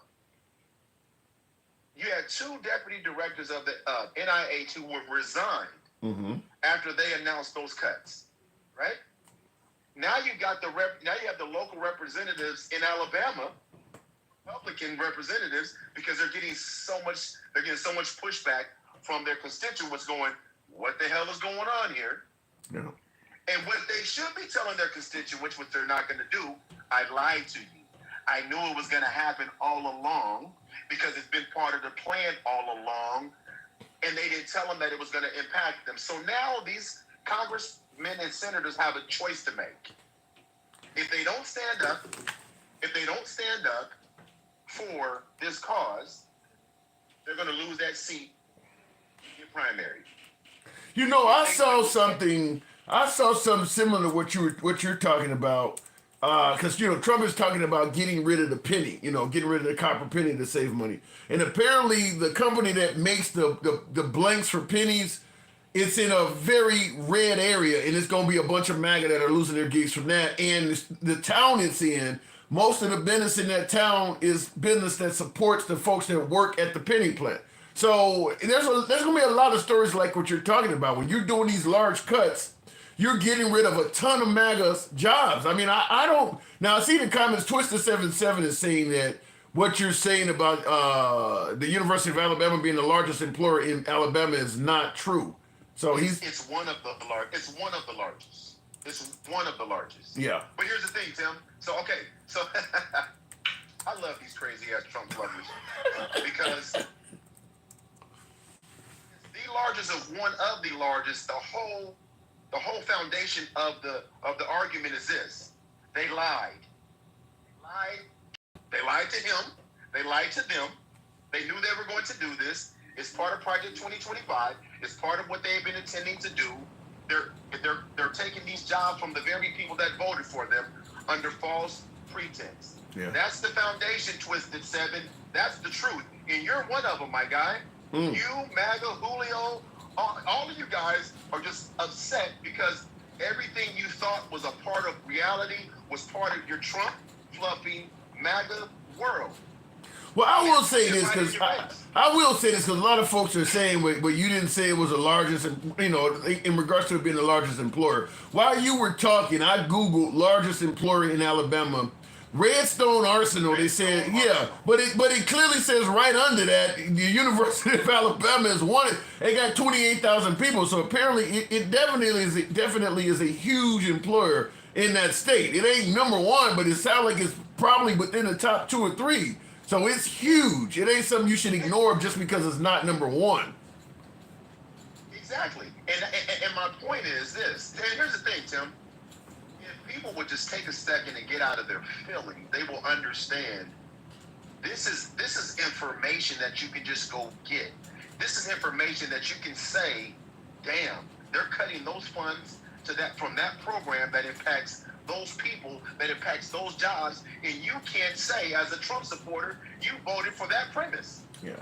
No, I agree with you that if Trump and Elon had told folks that they were going to cut all these jobs, there's no way they would have won, because, like I said, a lot of these folks are MAGA. Now, the MAGA that are not losing their jobs, yay, it sounds great, you're getting rid of government waste. But he's literally cutting off the tail, and you're celebrating because you're at the head. I mean, these are your own people. I mean, some of these folks have been to rallies and shit like that are losing their jobs. So, damn right. And there's no way he would have won, in my opinion, if he had been honest about this. And we just got to just start calling things what they are. Trying to say that renaming the base is a good thing, but at the same time, or putting it back to what it was, but then you don't want to put back, but then you're trying to change the name of the Gulf of Mexico. It's crazy talk, Tim. Yeah. And again, this is what people do when they try to talk themselves out of dealing with facts. This is what happens. And it's sad because we're all going to feel it. There's no question. The agricultural business is already feeling. What do you think the goal is, though? If you're making it sound like Trump is on a mission of destruction, there has to be somebody that's going to benefit from what he's doing. What do you think he's trying to do? All of the billionaires are going to benefit from it. It's just a part of the 14 tenets of fascism, Tim. That's what it is. Listen, the fact that he's having conversations with Putin and in those quote-unquote negotiations, you're telling that we'll talk to you. We're going to have conversations over here, and then we'll talk. They're setting it up until Ukraine. Now, this is a question directed at you. This coming from, and I want to present it to you because he definitely sent the super chat for it. Dorjam Bennett says, ask him why waste, fraud, and abuse makes him so upset if found. In other words, why are you so upset that Elon Musk is finding things that are actually wrong? Because I don't believe that that's their intent. Whoever asked that question, I'm going to say this. We're talking about looking for waste and low-hanging fruit in a percent of the total budget, right? By the way, when they're talking about waste and fraud, they're pointing it at the Democrats. They're not talking about just waste and fraud. But then they turn around and award and ask him this. Did he know that Elon 400 million. 400 million. Yeah. They got 400 million for Tesla armored trucks. So while they're saying they're saving, they're spending. To me, that is a huge conflict of interest, that the guy who is responsible for finding waste in government is getting a contract for $400 million from government. It's essentially like he's finding the money under your couch so that he can go to the store and buy some candy with it. He literally is keeping the money himself. It's kind of humorous. Hey, let me ask you this, Tim. When you were married, if your wife said, we need to cut back, so she starts going through all of your joint expenses or the thing, and all of a sudden, all the things she's cutting is the shit you like. That wouldn't go well. And that's what he's doing. And that's what they're doing. They're cutting shit that liberals might like, progressives might like. That is what they're doing. It's targeted cutting. That's the crazy part about this is they're acting as if it's not happening right in front of us. But how do you respond? Dean Doctrine in the comments said he was going to get that $400 million contract anyway. We don't know that. No, you don't know. We don't know that. But here's the thing, though. They also can't tell me that they would be okay if this was a Democratic administration and they told you that George Soros was head of this department, that this was George Soros ahead of this department, and he was cutting funds that and he was cutting Republican facing or blaming it on Republicans while he was turning around and getting dollars for initiatives as part of his business, they would have a No, they fit. wouldn't. No, they wouldn't have. They would not like it. In regards to saying he was going to get it anyway, Trump and Elon are cutting all kinds of programs that they were going to get anyway. So that's not really an excuse because a lot of USAID money was going to go to that program anyway. So yeah, it's crazy that we're going to be okay with Elon Musk, the guy who's responsible for cutting waste, to take his cut. I mean, he literally, that one contract is all of the money and more that he donated to Trump. I mean, he didn't donate money to Trump. He made an investment. Yes, that's exactly what I told you. Damn investment. It's just, listen, it belies logic for when I hear people try to justify this. They wouldn't justify it in their own. If they had somebody doing their taxes that was actually taking money from their refund themselves, they would have a problem with it. And think about this, Tim. Think about this. If all this was a problem, when you pay your taxes, why would you ever get a refund? Yeah. If the government is so corrupt, why would they give back money so corrupt? They would take your taxes and they could just easily dismiss it as, well, yeah, we don't owe you nothing. Yeah. Well, you may see that. You may see that going forward. Well, why would you say that, Tim? Because things don't look. Why would you say that, Tim? Things don't look so good right now. I gotta move it on. I'm going to plead the fifth, but Mike, you know what I gotta do. I appreciate you coming in, man. Thank you. All right, moving on with the program. Real quick for you folks that may want to come on and you don't have TikTok, we are also on Instagram Live. If you come on Instagram Live and it's the handsome liberal, you can just type in the comments, "Bring me up," and we'll bring you on live. I know a lot of MAGA do not favor TikTok, so we're currently running live on Instagram as well. So come on Instagram Live, just simply type "Bring me up" and you'll come up right there on Instagram Live. Look it in the comments. Like I said, we don't black ban or censor, so feel free to bring your opinion with you. You'll be challenged, but bring your opinion with you. Make a good point, you will. I don't mind conceding a good point. It ain't all liberal, it ain't all conservative, but yeah, come on through. Elon uses slaves to mine his emeralds. Slaves? Where the hell is that happening at? Where's that happening? Somebody let me know. What about the SpaceX contract? How much? Yeah, I see that in the comments on Instagram. Kelly, how much did he get from the SpaceX contract? Because you're right, he did get a contract there as well. That looks corrupt in my opinion, where you're cutting the fat and you're benefiting yourself. You ain't. It would be different if Elon Musk had a contract and he said, you know, what did the guy used to say with the hair club for men? Not only am I the president, I'm also a client. If he said something like, look, I'm not only cutting the fat for others, the contract that I had for 400, million, I found that, we cut that down to 300 million as well. No, his contracts are getting bigger and everybody else is getting cut. So to me, what Elon is doing is a major conflict of interest. Georgia Bennett says Elon is going to expose the kickbacks on both sides. Don't believe it's one-sided. I don't think he's going to expose his own kickback, Georgia. As I just told you, since Trump became president, Elon Musk has made billions of dollars. He's gotten really fat government contracts. He ain't going to, if you don't see Elon Musk getting all this stuff as a kickback, it wouldn't have happened if Kamala Harris or Biden had won. Not certain it would have happened if some of the other Republican candidates have won. It wouldn't have happened if he didn't donate $250 million to Trump's campaign. Elon Musk is a kickback. You might favor Elon Musk, but that is a kickback. That's happening because of what he did in terms of supporting Trump. That's a kickback. And I'll just tell you this. I think we all know that if you treat Trump right, he tends to reward based on loyalty. He gave a man $250 million. You think he just did that out of the kindness of his heart? You think Elon Musk did not know that he was going to be put in a high position of power?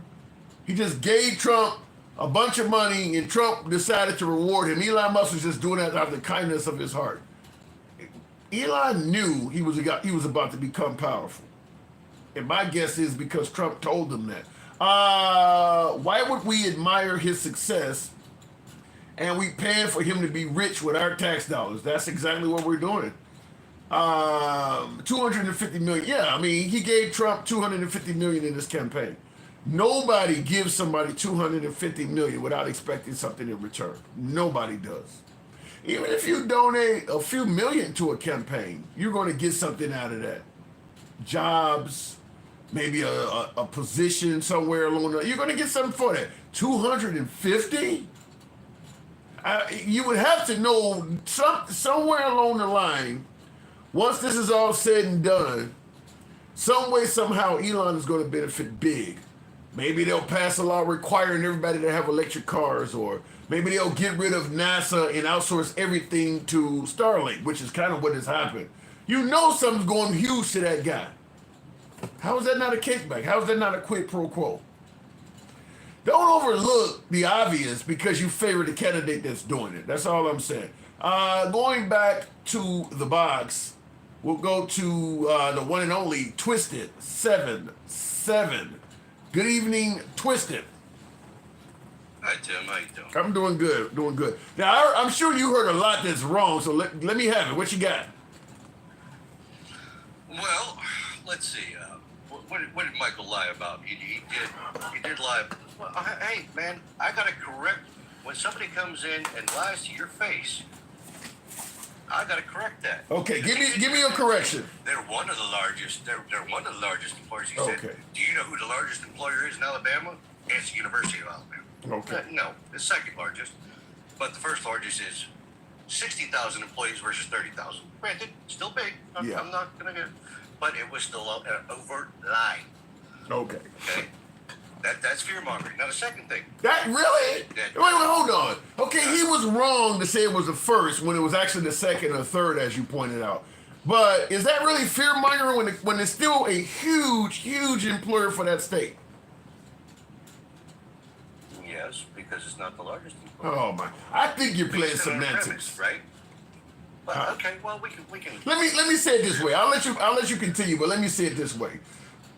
What he was saying will happen when you fuck up the largest employer in the state of Alabama is still likely to happen if you fuck up the third largest employer in Alabama, right? Yeah. That's Okay, so that ain't fear mongering. What he's saying is likely to happen. But see, I think he bases a lot of his things off of complete horseshit. Okay. What was the second thing? What was the other thing he told you that Elon Musk got a $400 million contract, right? That is true for some kind of electric tanks or some shit. Tesla tanks, armored cars. Didn't happen. It's completely false. Really? Yeah, you can look it up. I'm trying. I'm looking at NBC News right here. State Department says Tesla was not awarded $400 million contract. That was 3 hours ago. That's something. Okay, well, then, if that is true, State Department slams brake on potential 400 million armored Tesla, says Fortune magazine.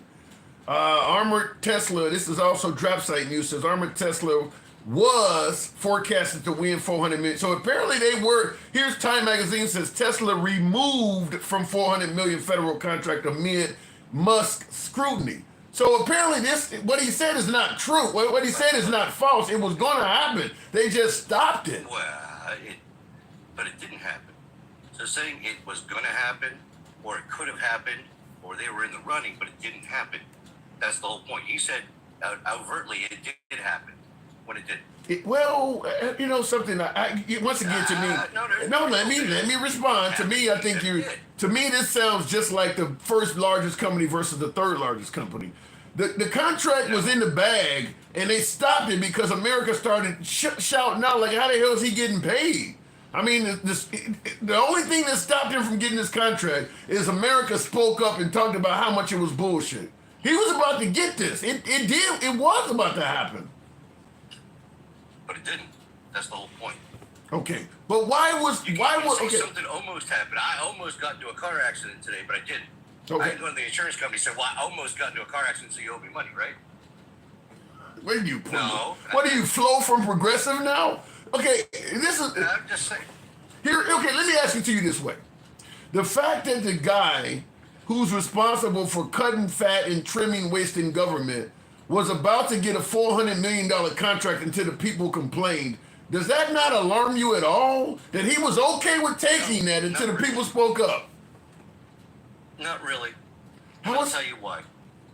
Because you've got a lot of misconceptions about Elon. Now, I'm not going to say I'm his biggest fan, but I look at facts versus BS, okay? Versus hypotheticals versus anything else. So you said he gave Trump how much? $250 million? Yes. And you think, well, he's got to get some kickback from that, right? You don't think that? No, I don't at all. And I'll tell you why. I think he had a bone to pick. And I'll tell you why. I want you to look at what you can look us up later yourself, okay? But did you know about Elon's bonus and what happened with that? No. Bonus from where?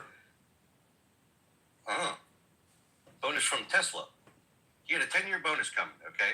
The stockholders voted on it, and he was based in Delaware, like most corporations are, although they're leaving Delaware now, which Delaware's freaking out.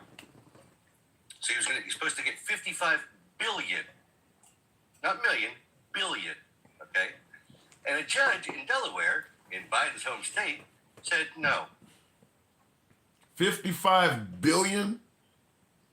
It was a 10-year bonus based on his performance with Tesla. And a judge... That seems awful high, Twisted. That seems really high. Well, you can look it up yourself. Yeah, I'm trying it, because that seems really fucking high. 55 billion? Yep, 55.8 billion. Let's keep going. So what's your point you're making here? So, they screwed him out of that. All right. Yeah, you right. And what happened after The number is right. 56 billion. You are right. That number is right. Keep going. So what's $250 million? That's a drop in the bucket. What he should have gotten. Okay. Now, that's number one. Number two, as soon as he bought Twitter, what happened? It fell in, the stock price went through the floor. No. They started investigations on him. The State Department, the Justice Department started investigations on him. Okay, so they what's your... screwed with his money. They screwed with his business, and he got pissed off. That's my opinion. But like I said, $250 million. What's that? That's nothing. I don't, let me interrupt you to say this. The fact, just because somebody got a whole bunch of money and something, I mean, sometimes it's about the principle. You say 200, I mean, you got Trump. Trump is worth billions of dollars, yet you got contractors that are saying he screwed me out of a few $1,000s. Just because somebody is rich don't mean they ignore small amounts of money. You're talking still 200 and something million dollars. So you had Mark Cuban on Shark Tank all the time talking about using overseas companies and shit to save a few bucks. Rich people got rich by being tightwads. They're not like what you're making it sound like they don't give a damn about money. Even if they got insane money. I mean, Jeff Bezos, the second richest person in this country, or on the planet, I believe, and his workers are constantly striking Amazon saying that they don't get paid shit. So the idea that he don't care about $250 million, that's lost on me. I don't buy that. I'm just saying that, first of all, you were saying not too long ago that a few $1 million here and a few $1 million here and wasted spending is no big deal. Basically, that's the. I don't recall saying that. I don't recall saying that. Okay, but anyway, okay, fine. But to the point, it's still 250 million versus 55 billion. I get that part. Lost. I'd be pretty pissed off, wouldn't you be? Yeah, yeah, I would be angry, but that don't mean I'm going to not care about the 200 and whatever million that he's dealing with on the other end. I think he cares about money no matter where it's coming from. I mean, look at the scales there, but yeah, it's a big difference. But like I said, now if you look at Twitter now, what you just said that when he took it over, his stock price tanked and blah blah blah. Right. Well, he gutted that company, and guess what? It's profitable now. Is it where it was when he took it over? Mm-hmm. Is it where it was in value when he took ownership? Pretty sure of it was in the hole when he took it over. I don't know. I don't know if the stock price and all of that. Well, I can't speak on it. I don't know on Twitter. I can't speak on that. but I know just the other day they were talking about it is not profitable. you know, Well, it was. I think it was. I think people it's. say it was going to go down. It was going bye-bye. I remember everyone was saying that for a long time, and no. My guess is Twitter is still worth significantly less than it was before when he bought it. I mean, I'm not for certain of that, so I can't argue with you back and forth on that because I don't know. But my guess is that company, because now you got, first of all, Trump separated a large portion of the base by creating Truth Social. That didn't help Twitter. And then also, Twitter, once it became uncensored. Are you on True Social? Yeah, I am. I don't use it ever, though. I do have an account on there. I'm not. I've never downloaded the app, nothing. I'm on Twitter, though. Yeah. Well, the thing about it is once Twitter became uncensored, it became X as Elon Musk turned it into, and it became uncensored, a lot of advertisers pulled out, and they have not came back. I mean, because it is a very, very, it's uncensored, but it's a lot of hate in violent videos. I mean, it should be 18 plus. From what I've heard about the advertisers, is that they were pressured by the Biden admin. Baby. I don't know how true that is. I'll look into that. But the fact of the matter is, when he took it over and exposed those Twitter files and showed how the Biden admin was going in there and censoring people, that didn't look good for them. I'm not disagreeing with that. And they went and started investigations immediately. And I think he's just pissed.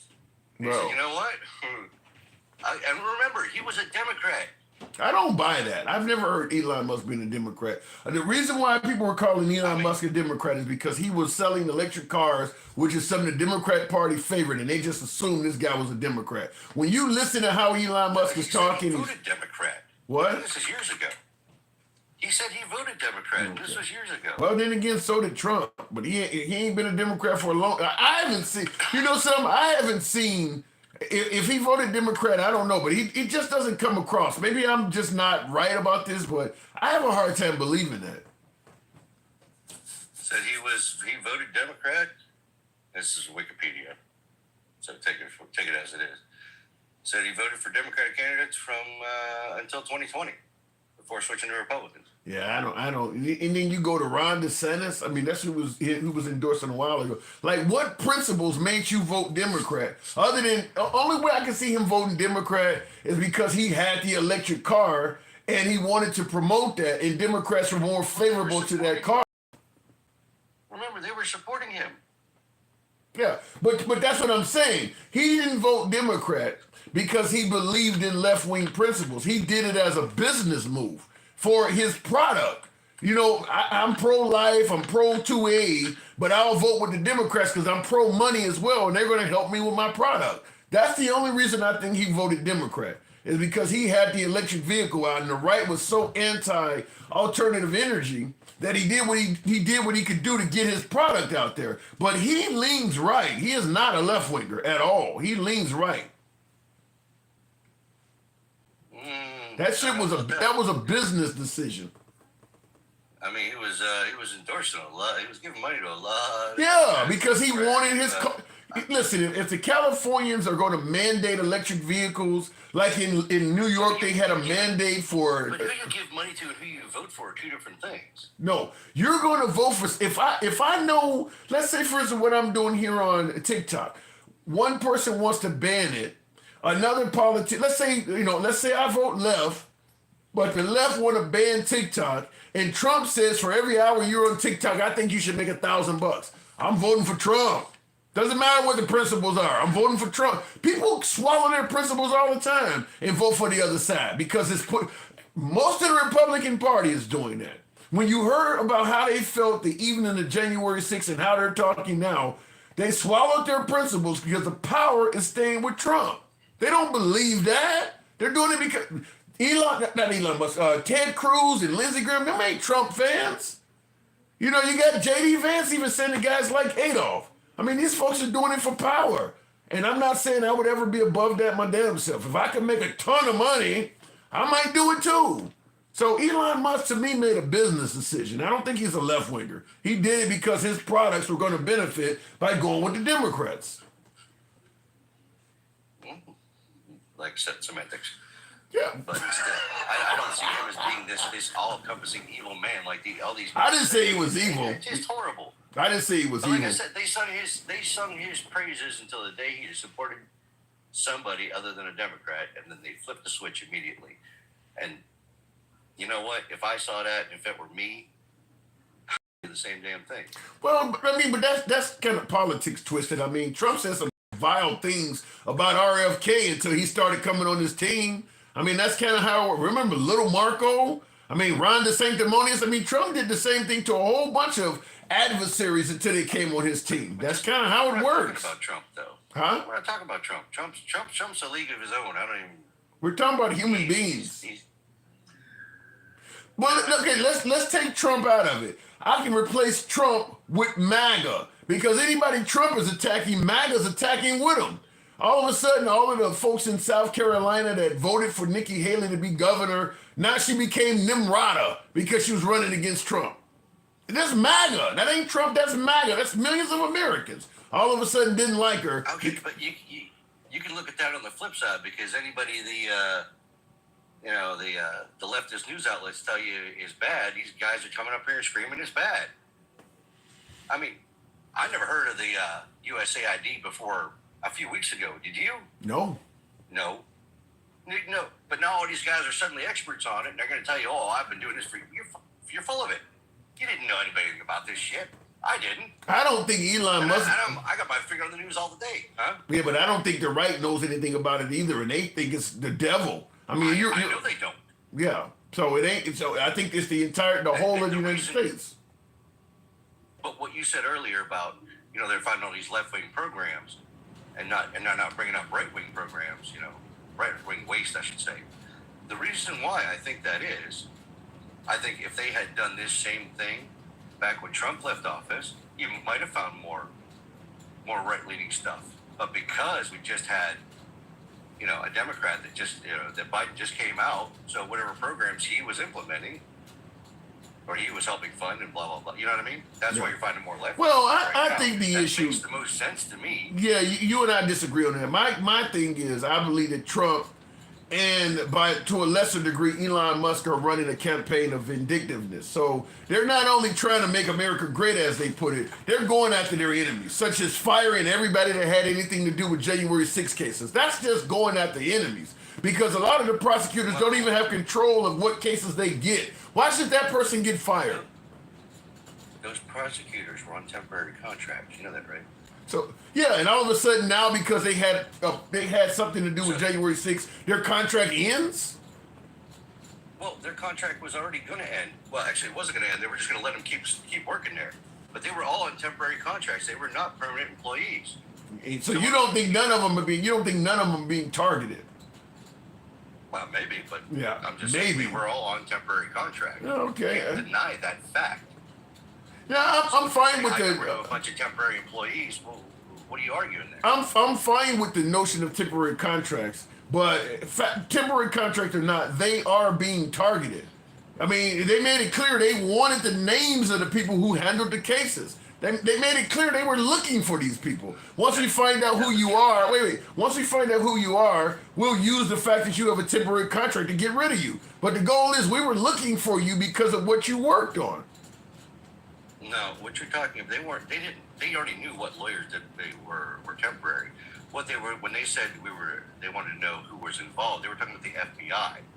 And the FBI frankly refused and then finally gave in. And they said they wanted to review and see what they did and blah, blah, blah. Now, that I would see maybe vindictive unless there's some, So you don't believe none of the January 6 folks are being targeted. Oh, probably. Okay. As you say, Well, maybe not January 6th. I would say more the people that went into his house. No, I think it goes way beyond that. I mean, you're calling the January 6 participants patriots. I mean, he's called them folks patriots. What the hell is that? I'm not going to dispute you on that, okay? Because I don't know his mind. You're probably right. I might be wrong. I don't know. But the fact of the matter is, I have no problem with Elon going in there and getting rid of government waste. Because you, me, And most of the people we know at our age, how long have you been listening to people bitch and piss and moan about governments throwing away our money, wasting it on crap? You know that as well as I do. I'm 100% with you. Yeah, I don't. And all that red tape. Yeah, I'm 100% with you. There's tons of waste in government. I just don't favor what he is doing to cut it. For instance, you don't cut a whole building or a whole program suggesting that 100% of it is wasteful. What you do is you do surgical strikes. I'm going to do an audit and we're going to find waste in here. Maybe the office furniture you have is too expensive. Maybe the lunches, or maybe there's something here that we can cut. You don't just cut out the whole program and fire everybody in there. To me, what he is doing is taking a sledgehammer approach to something that should be used with a scalpel. So you're saying he did it at the USAID? Yeah. He didn't. That was not what happened. Before that little quarter came down, they had 10,000 employees. They were cutting it down to I think 260 something. Well, Not everybody. They weren't shutting it down. They were saying, "Hey, look, if what they said was, hey, if this is life saving or if this is necessary." Here's what I say. I gotta move it on, of course, Twisted. But here's what I will say about this. For me, the jury on Elon Musk effectiveness is still out, because right now we are essentially taking his word, taking Trump's word on what they are doing. In terms of actual proof, tangible evidence that what they're saying they're doing is what's happening, we don't have that. So until I see that, I'll reserve my judgment. We're going by what he is saying as fact. Why don't you just go to Doge.gov? They'll tell you what they're cutting. Because they're controlling that too. Well, of course now. What government agency does it? Right. What do you So want to go in there? Who do you want to go in there and see if they're doing right? Are they going to let you in the building? No, I think some of those. Let me in? I think. Let me see how many employees that come forward and say, well, you know what they said on the government's website is not how they got rid of us. Here's a camera of how they came in the office and kicked. I mean, let's see what comes out. I'm not 100% certain that what Trump and Elon Musk is saying is. Remember the whole, huh? You say, as soon as you say it once, well, I'm not 100%. You're never going to be 100% certain. I'm not even 50%. 99% of us never knew those programs were even happening. Let me get up to at least 70% sure. I'm not even 51% sure Fair right enough. now. But I'm just saying, 99% of us never knew those programs. Didn't they tell us that millions of dollars was going to purchase condoms, and that turned out not to be true? Well, it was part of it, but it wasn't the whole Right. thing. So if one thing can be part of it or not completely true, that means it could happen in other places. And that would have been on their website, right? Well, hey, they made a mistake, you know. It's not a whole 50. It's not the whole $50 million. It's only part of it. Wouldn't you say that? They also That's used still it. a waste, wouldn't you say? Wait, hold on, because you just said the same thing about the employees over there. Well, it's not. He wasn't lying about they weren't the first largest. They were the second largest. So it was close enough, right? So if it was part of it, it's still a waste, right? You still don't want that money going to that, right? Yeah, but I'm simply saying, if the information you're releasing is not true, let me find out from other folks in addition to you before I just automatically assume the rest of the stuff you're saying is true. Because he also said something about Gaza, and it turns out that the Gaza he was talking about was not even in the Middle East. So because we know for a fact he has made some mistakes. Well, here's the thing. So I'll tell you where to go. You go to usaspending.gov, okay, and you can look up everything that they're saying, and it's all there. Is there no watchdogs? First either. Is there no watchdogs, Twisted? Apparently not, because when I first heard about it, I went there to look it up myself to see this $8 million going to Politico, and I didn't believe it, and it was right there. Bro, like I said, for me, the jury is still out. I'm just simply saying, we know Trump has said things that are not true. We got Elon Musk saying a few things. Let me wait a little bit to see what comes out. I'm not just going to trust that every dollar they say, for instance, I don't even believe that every program they're saying is wasteful is actually wasteful. I think some of these programs are just things they don't like. Well, that's a matter of opinion. Really. Yeah, exactly. Like affirmative action. My opinion of affirmative action in DEI programs is different from theirs. For them, it's waste. I got a different opinion of that. I think there's some value to some of that stuff. So let me see what comes out. Let me see if getting rid of some of these. Let me see how many people are hurt by getting rid of some of these programs. Because if you fire me because my job was waste and now I'm collecting welfare and food stamps, now I'm back on the government dough. How is that a benefit? What's the benefit? I gotta go. We're getting organized, but let me leave you with the last thought because this is something I wanted to say earlier. The Gulf of America. I know you don't like it. Hold on, let me tell you something because most people don't know this. Do you think that's what it was always named the Gulf of Mexico? Because it wasn't. It's gone through so many different name changes, and to change it now, and honestly, you should be happy with it. Really? How the hell is this going to change my life? Well, it's not going to change your life. Then why should I be happy with it? What about this should make me happy? We live in the Americas. So it's not the Gulf of Mexico, it's the Gulf of America. So it's North America, South America, it's the Americas. That's all inclusive. That's DEI right there. Goodbye, Twisted. Goodbye. Jesus Christ. All right. Twisted77, I always enjoy talking to him, but that was a little bit of bullshit.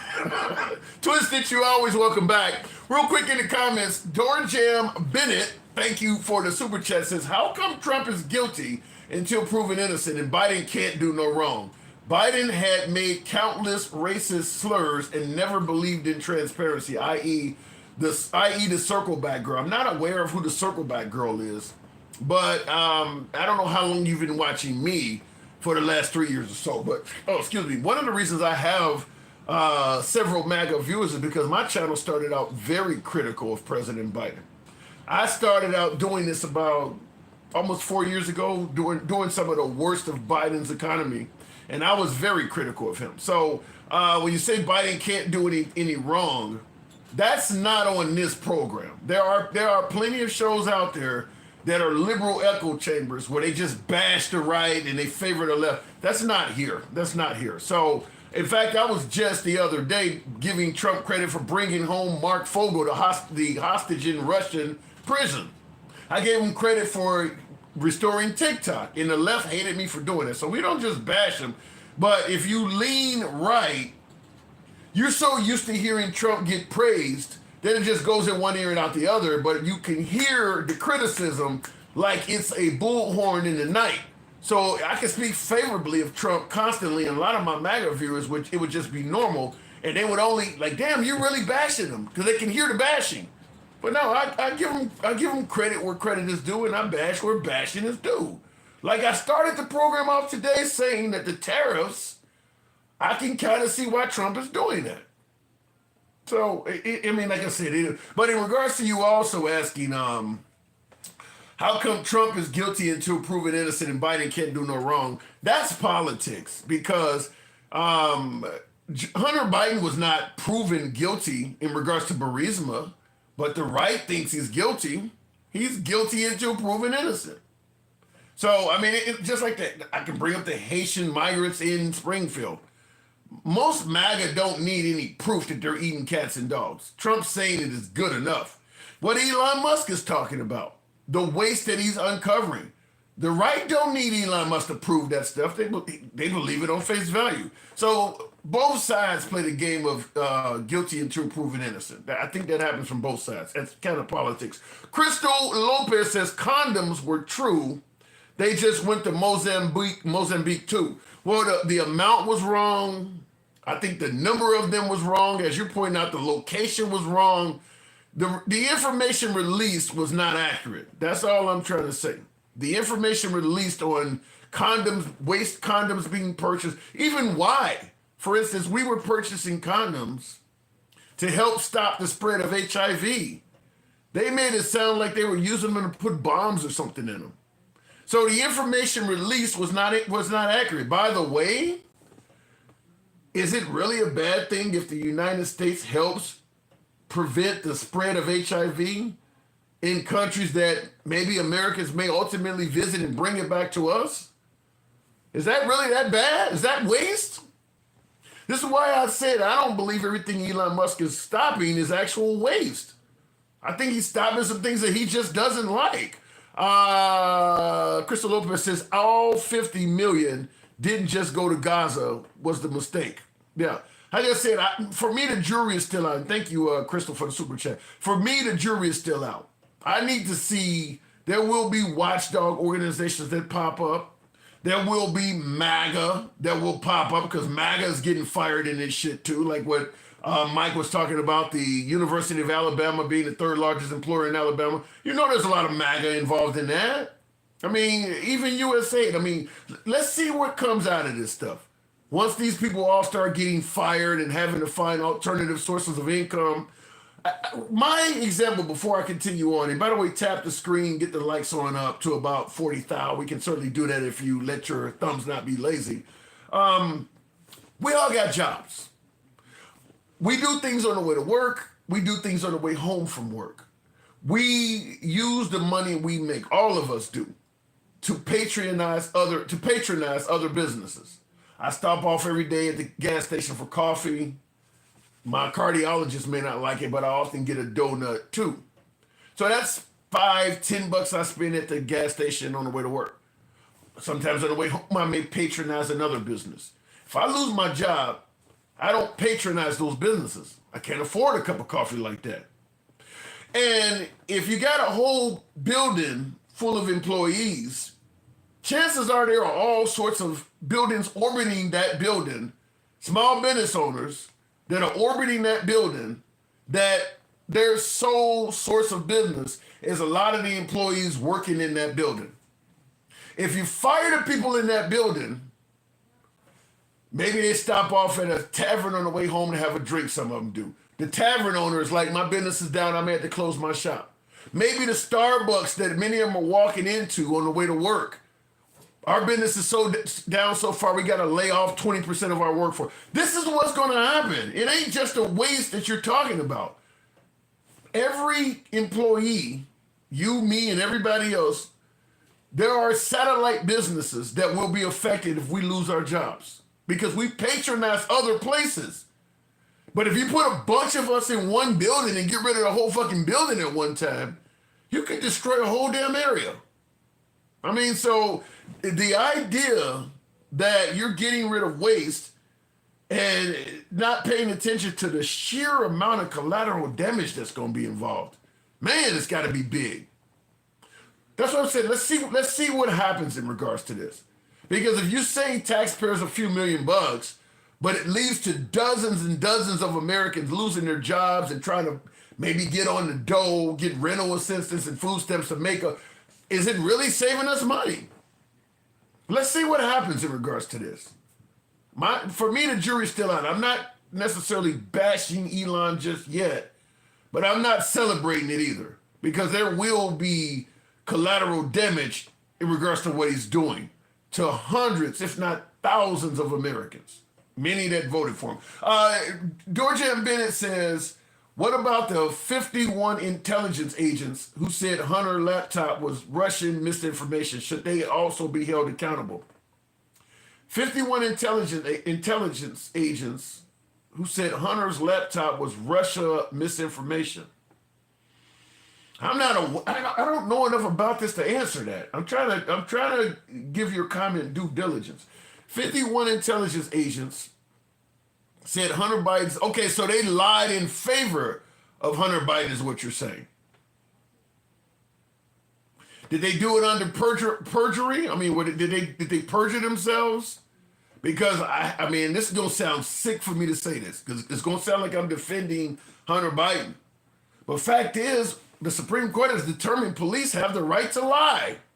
So when you're talking about federal law enforcement, we know that police lie to American citizens all the time, and they don't get in trouble for it. They actually can legally lie to you.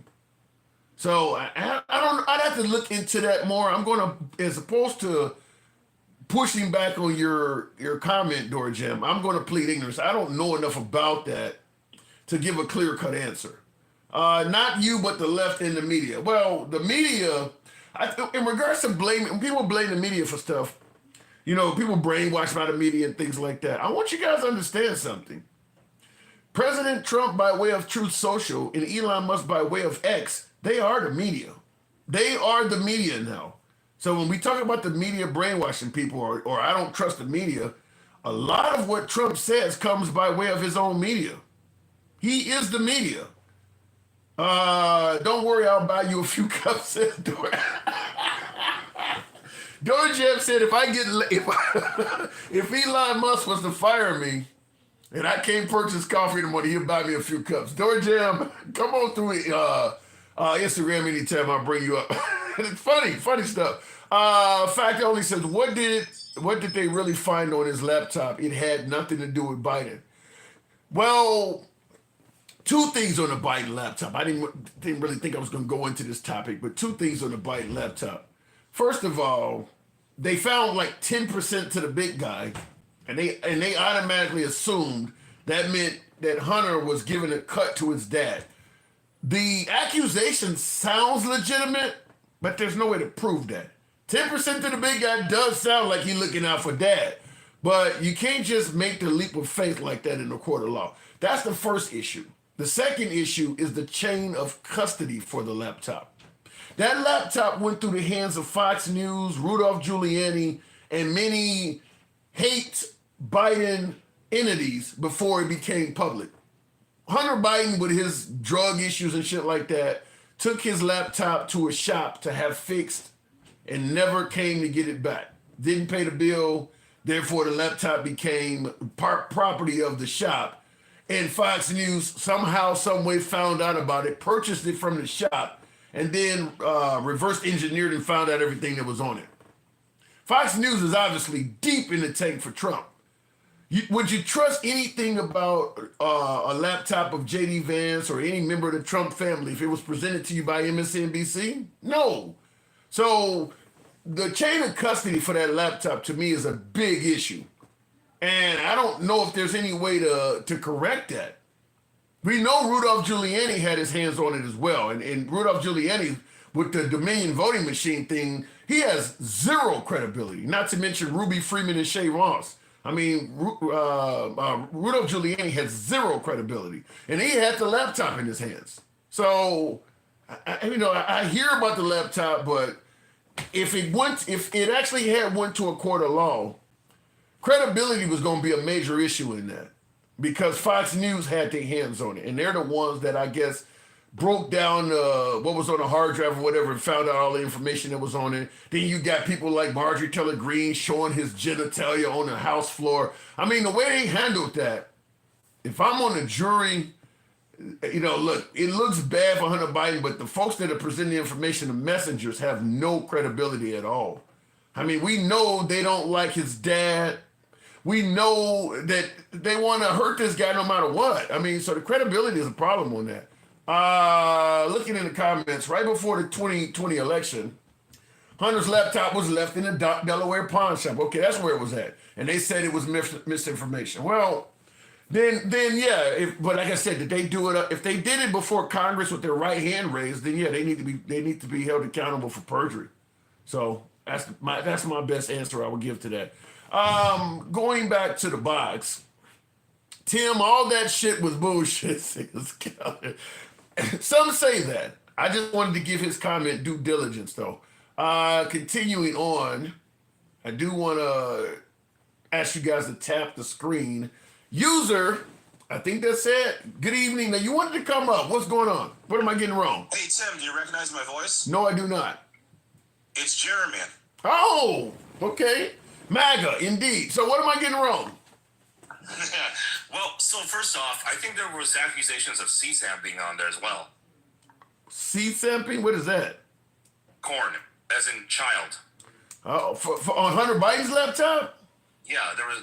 Now, I don't think it was. Now, we don't really know because not a whole lot was released. Yeah. But, there was, accusations of that as well. Yeah, but see, that's what I'm saying is that shit went through all of his arch enemy's hands. It would not surprise me if they tried to put some shit on there because we seen what Rudolph Giuliani did to Shay Moss and Ruby Freeman, claiming they were passing around USB drives like vials of crack. That dude makes up lies. And he was part of the chain of custody for that laptop. See, here's the thing. Remember when Epstein was a big deal?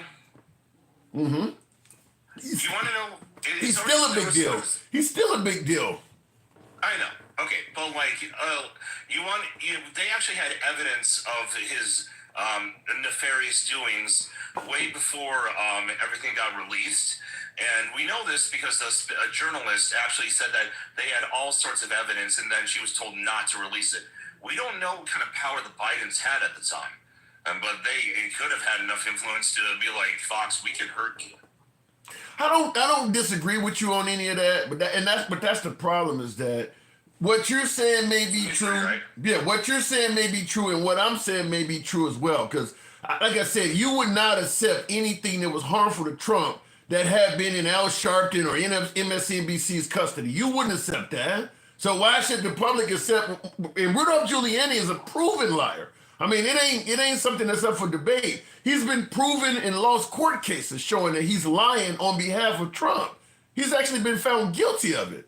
So if he had the laptop, credibility is shot. Well, here's the thing. I haven't kept up with Rudy Giuliani's career, so I wouldn't know much about how honest or dishonest he is.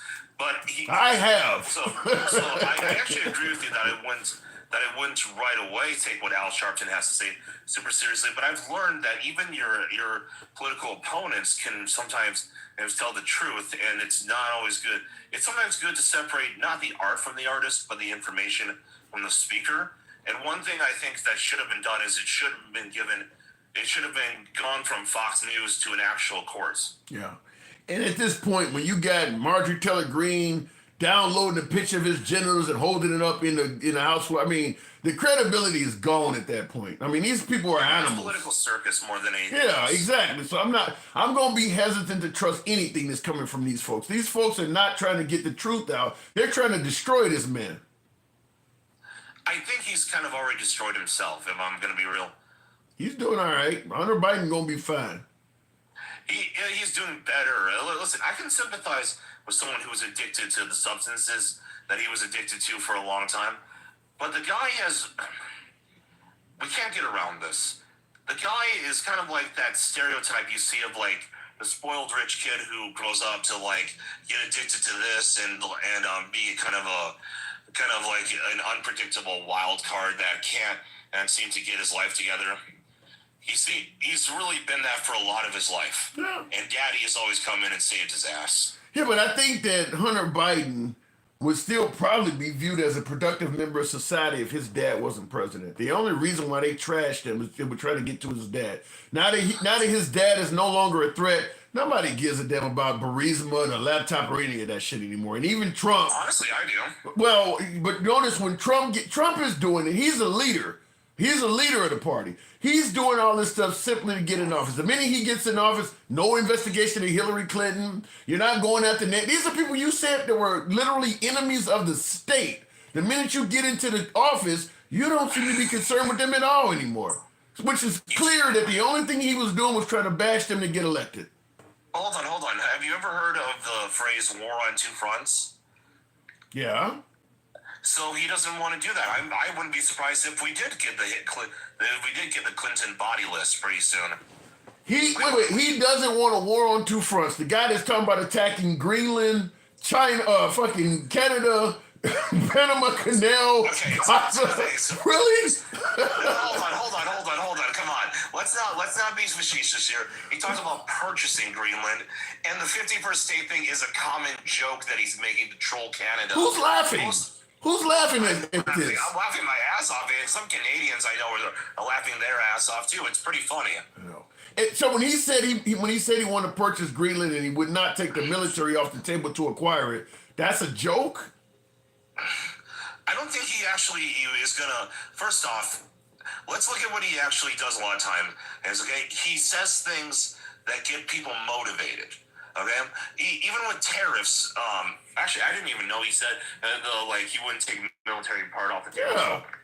Could you play the clip of that? Could you have the clip? Yeah, I'll see. And by the way, I'll see if I can find it. By the way, I'm not saying you're lying. I usually think that you're pretty reliable for having the clips. Thank you. By the way, I had a caller on yesterday that occasionally calls in who lives in Greenland, and he stated that they are concerned. He's like, because we can't stop the United States if you try to take our country. He's like the nation of Denmark, which is what is their territory. He said they're going to send us an extra ship or two, but we realize we can't stop you guys if you invade. They're taking that shit serious.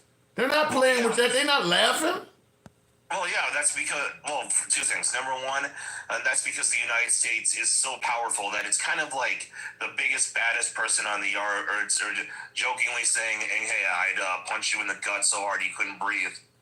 Yeah, but it means more when it comes from the big baddie. Yeah, but that's what I'm saying. Why are you deliberately going around scaring the hell out of the world for comedy? Well, two reasons. Number one, when it's Canada, it's funny as hell because we know it's not only is it not going to happen, Peter Polyev will probably be good friends with Trump anyway. And they'll be like best friend. I talk to Canadians that do not find that funny. Oh, they're booing our national anthem and shit. They got signs up that says "Buy Canadian, Buy American." They're not. You talking to a few of them that are laughing about it, but overall, Canada is not finding that funny. Look, you're gonna get divides no matter what. But that's what he wants. That's exactly the point. Why are you doing things that are intentionally divisive? Well, first off, to be effective at anything, you have to be willing to be divisive. But you want to remember when Trump said if Mexico doesn't start taking back, or actually let's use Colombia. Remember when they wanted to deport a bunch of Colombian criminals back there, and Colombia said no, and then all of a sudden Trump said I will tariff you if you don't, and then Colombia changed its tune real fast. Yeah, but I'm sorry, but sometimes intimidation works. So what do you think how do you think America benefits by threatening to make Canada a 51st state? I think it forces Canadians. First off, how does America benefit? Number one, I think it forces Canada to start taking some of their immigration a little bit and more seriously. Because here's the thing. When it comes to illegal drugs, very few of them come through Canada. But because Canada's borders are so porous with America's, it is kind of one of those places where if you can get it in the country without getting caught, it's easy to transport it across the border.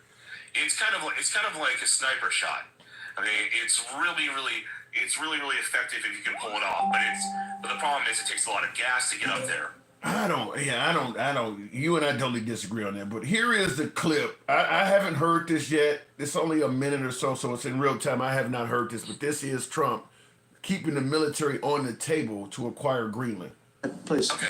Can you assure the world that as you try to get control of these areas, you are not going to use military or economic coercion? No. And can you tell us what is the strategy? Yeah, I can't assure you. You're talking about Panama and Greenland. No, I can't assure you on either of those two.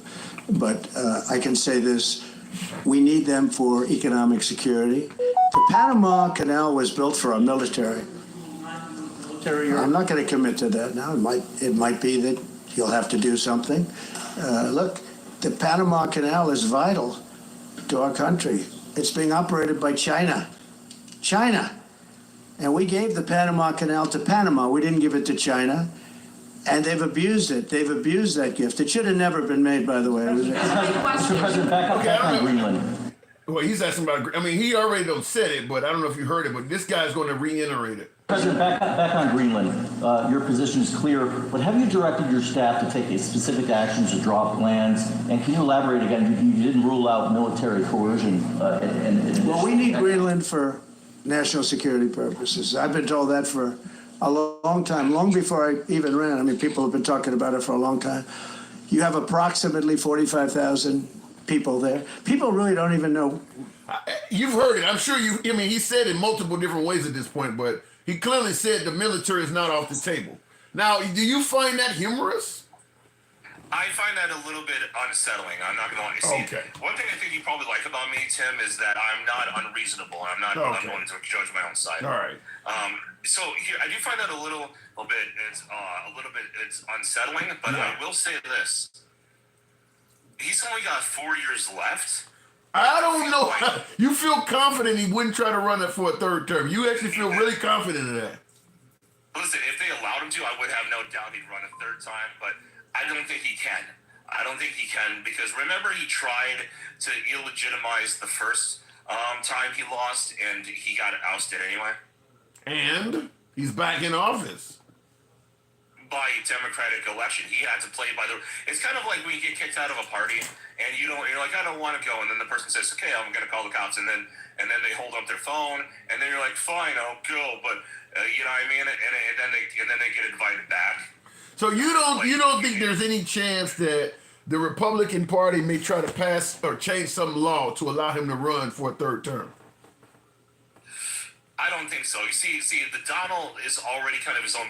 The reason why we call them even MAGA Republicans in the first place is because Trump is such a different animal from the mainstream Republican Party. I agree with that. I'm sure they're playing ball with Trump because he won. You know, it's kind of, you know, like they can't not play ball with the guy who's now the president of the United States. But mainstream Republicans don't like Trump. Come on, let's be real. Give me an example. Most mainstream Republicans don't like him. Give me a name. Give me an example of a name. Okay, Mitch McConnell. Yeah, he's on his way out though.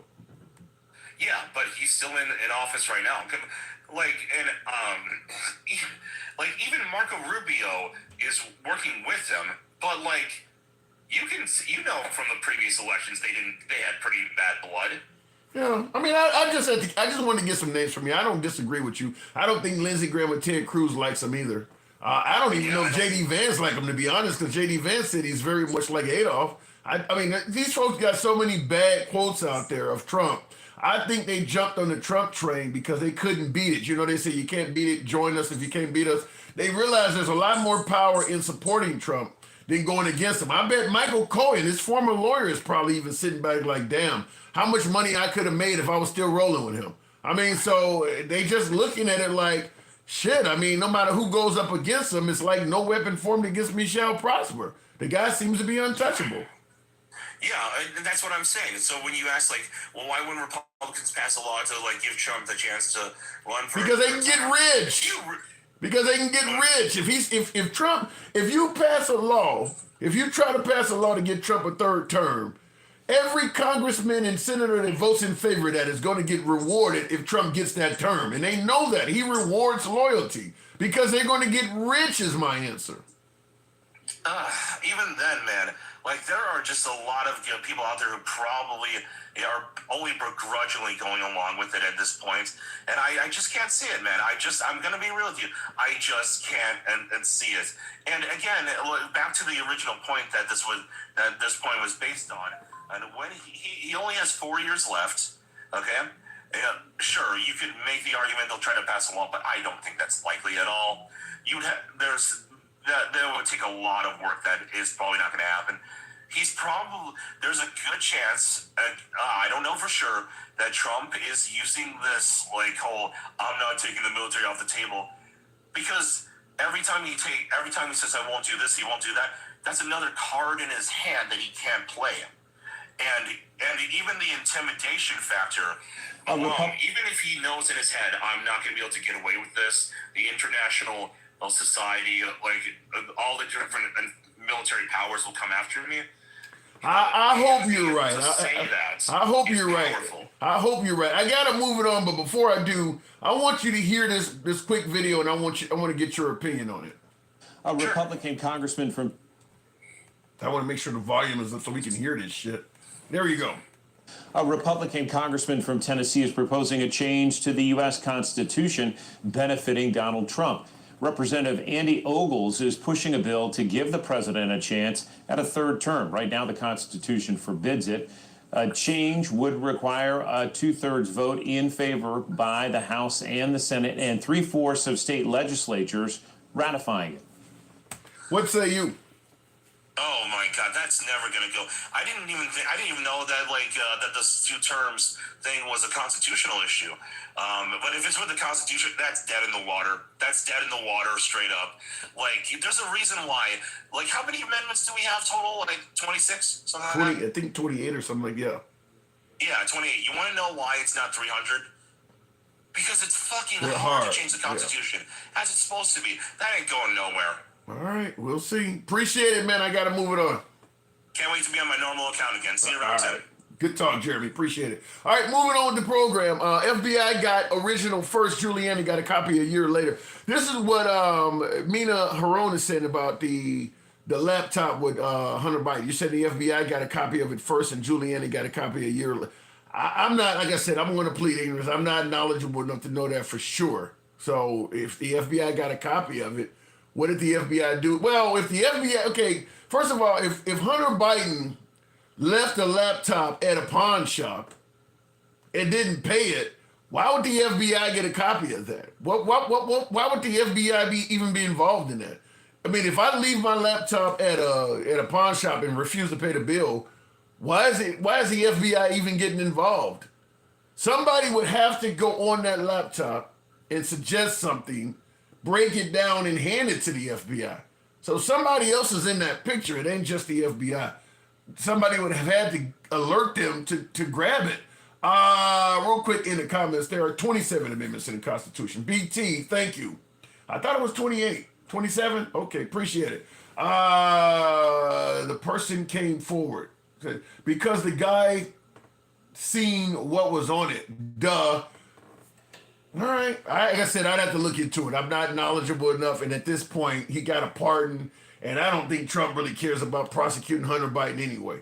Just like he hasn't. Hillary Clinton didn't get a pardon. And we were told that they were drinking the blood of infants. And the Trump administration is not doing anything to prosecute Hillary Clinton. The whole goal was just to get her out of the way. It wasn't really to actually lock her up. It was just to get her out of the way. Once she was out of the way, they don't care about what she did.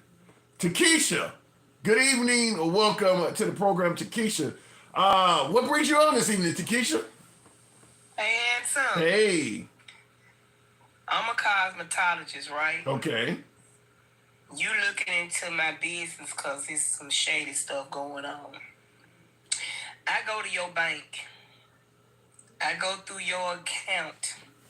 And I tell the bank that you got all this fraudulent stuff going on in your account. I'm a cosmetologist now. I'm not an auditor, nor do I know the job that I'm, been sending there to do. And I come and tell the bank that you did all this fraudulent stuff to get this money, but I ain't gave them no proof. It's the same stuff that I'm telling them. It's the same stuff that they can visibly see when they pull up your account that they just audited 30 days ago, okay? And they just 3 months ago. And they just trusted what you say. They just let me in the bank now. They just let me in the bank. I don't work out, they just let me in. Right. And at the same time, I ain't touching and looking at my account because I ain't trying to see what's going on with mine. All my stuff happen to be so straight, because I got an account there too. But your account is so messed up from my point of view. After I found out you investigate me, then hey, come on now. And the bank gonna just believe me and take my word. I'm assuming you're related to Elon Musk, right? I'm talking about Elon Musk. That's what I'm talking about. So in other words, these people are so excited. Yeah, they just. Baby, let me tell you something. Elon ain't gave us no information on his stuff. He ain't audited his stuff, his government contracts. He went to the aid, give it to me, the USAID. USAID, yeah. That's who he's tearing apart, yeah. And then the people, from what I read, you have to read more than one source. Some of the people that they fired from those other places they swear was doing overspending. Some of those people are actually investigating into Tesla. Yep. And SpaceX. Yeah, USAID opened up an investigation on Elon. Okay. That was before all this happened. So that don't mean they targeting him. All Elon Musk is doing is saving his ass. trying to come up with the money to help the tax, the $4 trillion tax. No, I don't buy that. I mean, at this point, Elon. Wait, hold on.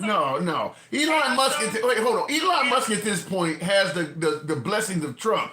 There is no ass to be saved. Anything we find on Elon at this point, Trump is gonna make go away. Handsome. I'm listening. I told you after the election, some stuff was gonna start happening. Planes started dropping out the sky. Listen to me. Oh, come on. What are you, Q? You sounding like Q. It's shady. No, it's shady. This don't seem shady to you.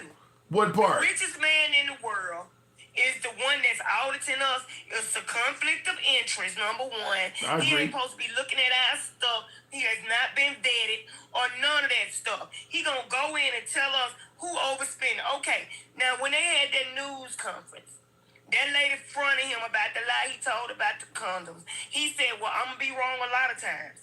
But and it's gonna be quickly. But is that not? Wait, hold on. You should give, because Trump never does that. We should give Elon credit for admitting I may actually be wrong sometime. Let me say this. If that lady would have never said nothing, he would have never admitted he lied. Because he didn't admit he lied before she said something. Stop it, Hanson. Wait a minute. Oh, no. I'm sick of you doing that foolishness. This is too serious for us to be around here playing with. I'm not playing. He never admitted it before he got confronted. I'm finna go get Lil X, because I see right now some people need some truth, and some Lil X need to come here and get you straight. Like Why before you do that, I gotta get, you just like Miss Mo Better, you bring out some interesting comments. The Blue Baron says you are uneducated and salty. The floor is yours. I went to school through the 12th grade. I also went to college. I'm not uneducated. I'm not a pickle. My name is not Morton, so I am not salty. Now let's just keep up the conversation that me and you were having. Okay, here's the issue. I'm not entertaining these people this year. Okay, go ahead. Here's why I disagree with what you said about Elon. At least, you're right, he had to be asked first. But even when Trump is caught clearly in a lie, he don't apologize or admit he's wrong. The fact that Elon is willing to admit I may be wrong, to me, that's an accolade, because I haven't seen that from the Trump administration. I like that. You think that impressed me? That's just like a married man. Ain't gonna admit he cheating until he get caught. So Handsome, that don't move me at all. Cut the crap. Is there anything he was gonna still let that lie? He was gonna still let that lie go on if that lady hadn't said nothing about it. I'm not gonna play with you. Takesha, let's be honest. Is there anything Elon Musk can do to impress you?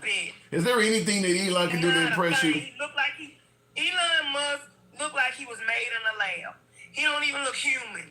Jesus. He look like the robots that he trying to make. The man does not look human. The man looked like they went to pottery class and made his face. No. He cannot do anything to impress me. Because anytime you the richest man in the world and you can stop poverty and you don't give to charities to help homeless or hungry people. Oh my God. I think you just don't like the guy. Did you go on mute? No. Okay. I think you just don't like that. So ain't nothing he can do to impress you. What about the fact that he's the wealthiest man on earth? Is that not an accolade? I wouldn't give a dog.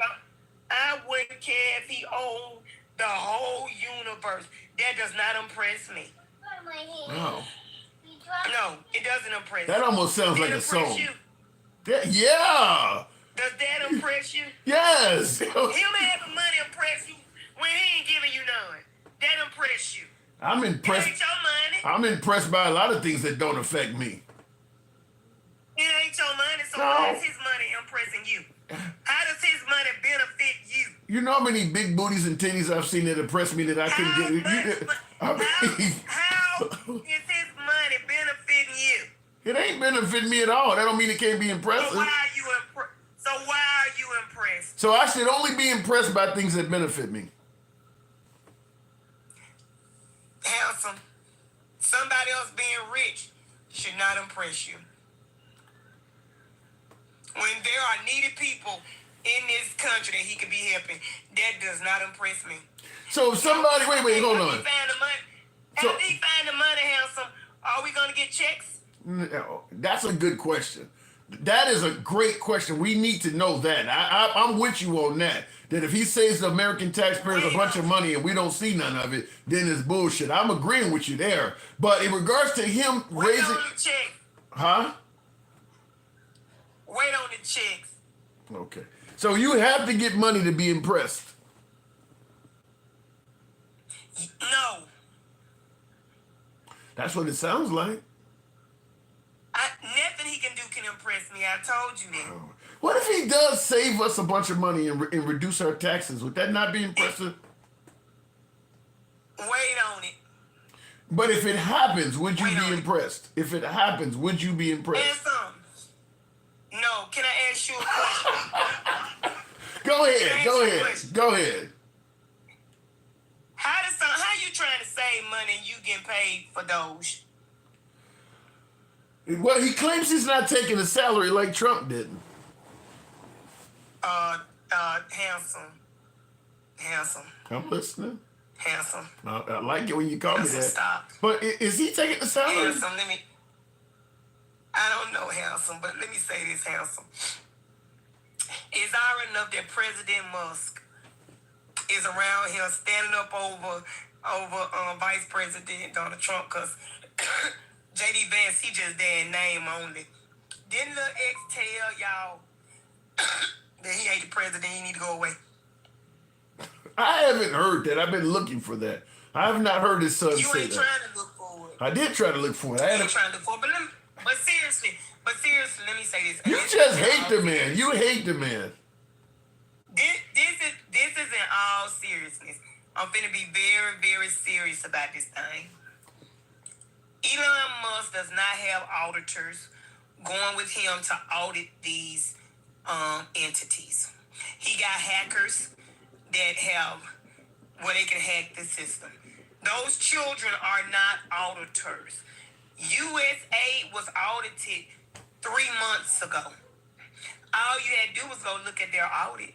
I'm not saying that there is no government spending that's out of control or anything like that, but what I'm saying is, why is it taking Elon Musk to find it? Why him? We got auditors. Why he got to be the savior? I have no answer for that. I have no answer for why he don't either.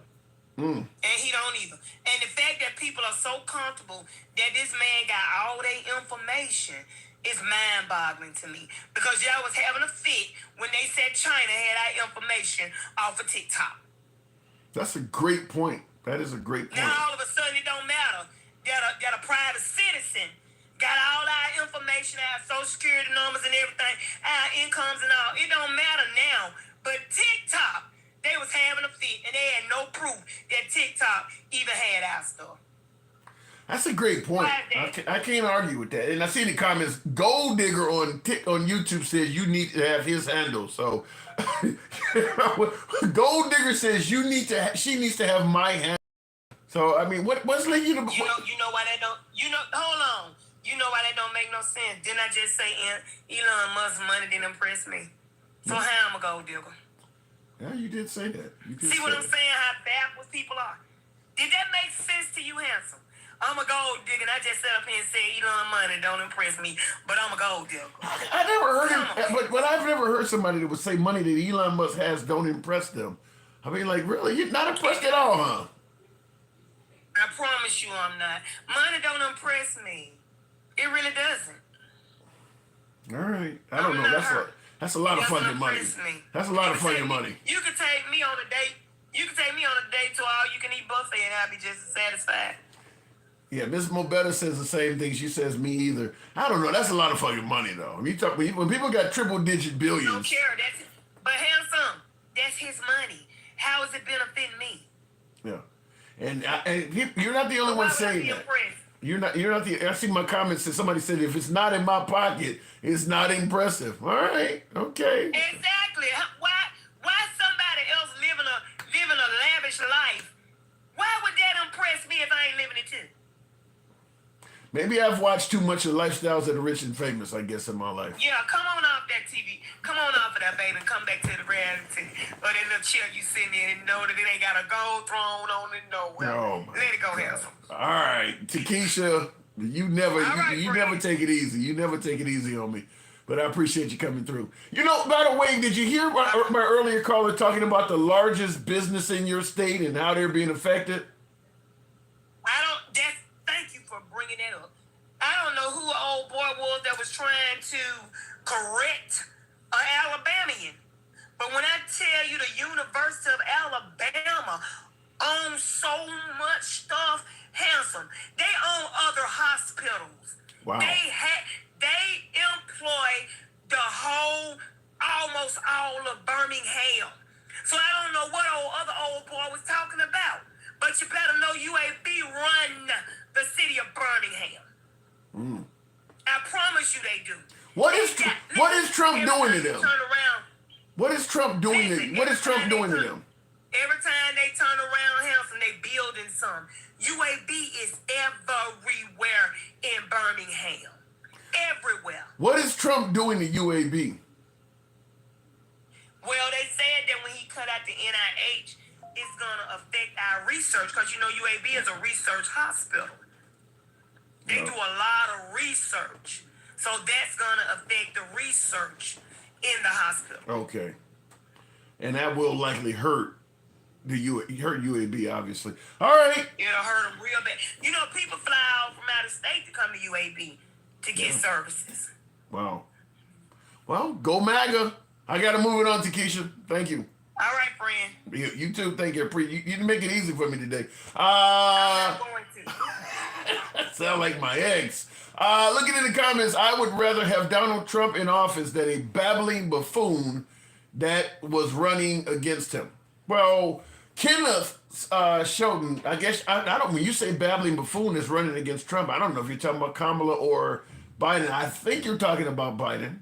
But chances are you weren't going to like Kamala Harris running against him either, so we'll leave it at that. You know, I don't know. We're 4 weeks into Trump's administration. I do believe right now folks would favor Trump still over Kamala Harris because if Kamala Harris was in office right now, there's a lot of things that Trump, in fact, most of the things Trump has did would not have happened. Some good, some bad.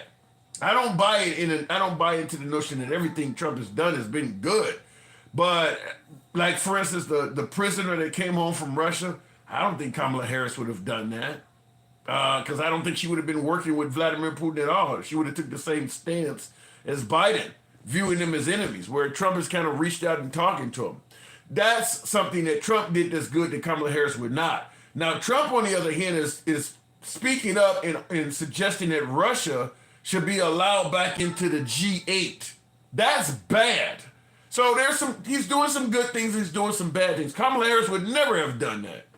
Why should he be allowed back into the G8? That's insane.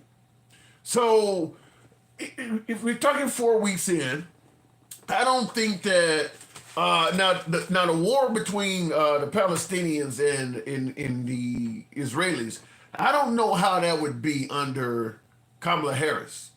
I don't know I don't know if there would have been a ceasefire or not. They certainly were trying to get one, but I think Trump is more forceful in that area. I don't know, but Kamala Harris would never be talking about taking Gaza. That would never have happened. For me, that's bad that Trump is talking about doing that. Kamala Harris would not be talking about taking Greenland. That's also bad. Making Canada the 51st state, that's bad. I'm not a fan of the Gulf of America. Kamala Harris would never do that. So there's some good and some bad. I think Trump has gotten like 4 Americans released. After Mark Fogel in Russia, there was another one in Belarus that got released, another American that I think Kamala Harris would not have done. For Trump, that's good. And I like the fact that he met Mark Fogel, the Russian prisoner, the American that was in Russian prison, met him at the airport. That looked like some grown man shit. That looked good to see Trump doing that. So there's some good. Now, Elon Musk, there would not be an example of that in a Kamala Harris administration. You would not have somebody actively trying to cut that much waste like that. I can't say if that's good or bad because I'm not 100% certain that we can trust everything Elon Musk is saying. But I'm also not 100% certain that we can automatically assume everything he said is a lie either. So for me, the jury is still out on judging Elon. He has been caught saying some things that are not true, but we don't know if the rest of it is true. So I'm not going to say he's lying. I'm not going to say he's honest. I don't like the fact, like my last caller brought up, that he is able, as she used the example of you walk into a bank and say somebody else has a fraudulent account and the bank just takes your word and all that. She's right about that. I had a video and I asked that question, like, is Elon Musk qualified for the job? His only qualifications are he's a very wealthy man and Trump said he's good. That's it. So I don't know if Elon Musk is the one that's qualified to be getting access to all of our records, like what my last caller said, and doing all this. I don't know for certain if he is qualified for that. Just because he's rich, as my last caller said, he doesn't impress her. It's impressive to a lot of Americans that he got a ton of money. So we just taking his word. But that's right now all it is. It's just his word. We don't know if that's actually true or not. Just like with Trump. There was a lot of trust in Trump because he was a billionaire and people just took his word. Sometimes people take your kindness for weakness and tell you lies. So we'll see what happens with Elon Musk, but in my opinion, the jury's still out on him. In regards to the comment, Chris Toy Baller says, why would he lie? Could be a million reasons why he's lying. Could be a million reasons why he's lying. He could be lying because it benefits him in some way, fashion, or another. Here's a good example. Snoop Dogg did a performance for Trump in his inauguration. Now, he's on video saying all kinds of vile things, saying that anybody that performs for Trump would be a sellout and all of that. So folks will look at him and go, why the hell would you do it now? You clearly don't need you don't need the money that bad, like you're talking about Elon Musk. He doesn't need the money. Snoop didn't need the money to do this inauguration performance. So why did he do it? Apparently, he had somebody that was incarcerated, and he was trying to get a pardon for him. He was trying to get him out. So it may not be money. We don't know what Elon Musk is gaining by doing this. You just don't know. So when you say, why would he lie? You don't know all the motives. But power could be one. Just simply having power over the whole of U.S. government might be the reason he's doing it. I don't know. I'm not saying he's lying, but I would absolutely not suggest that he has no reason to lie at all. We don't know enough about the guy to say that. We don't know enough about him to say that. So I don't know. First Watch says, Tim, why do you lie? I'm not a prayer book. I definitely tell lies at times. Depends on what, I may lie to gain something. I may lie because it benefits me. I may lie because it's going to hurt me to tell the truth. Thou shalt not incriminate myself. I mean, it could be a million reasons why somebody is dishonest. And that doesn't stop when you become a billionaire.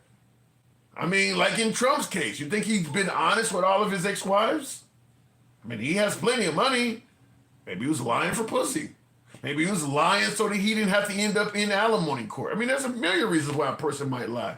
But I don't think anybody ever reaches the point where they have no reason not to lie about anything. There's always a reason to lie about something here or another.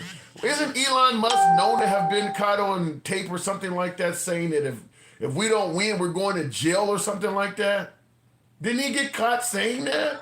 Could be a million reasons to lie.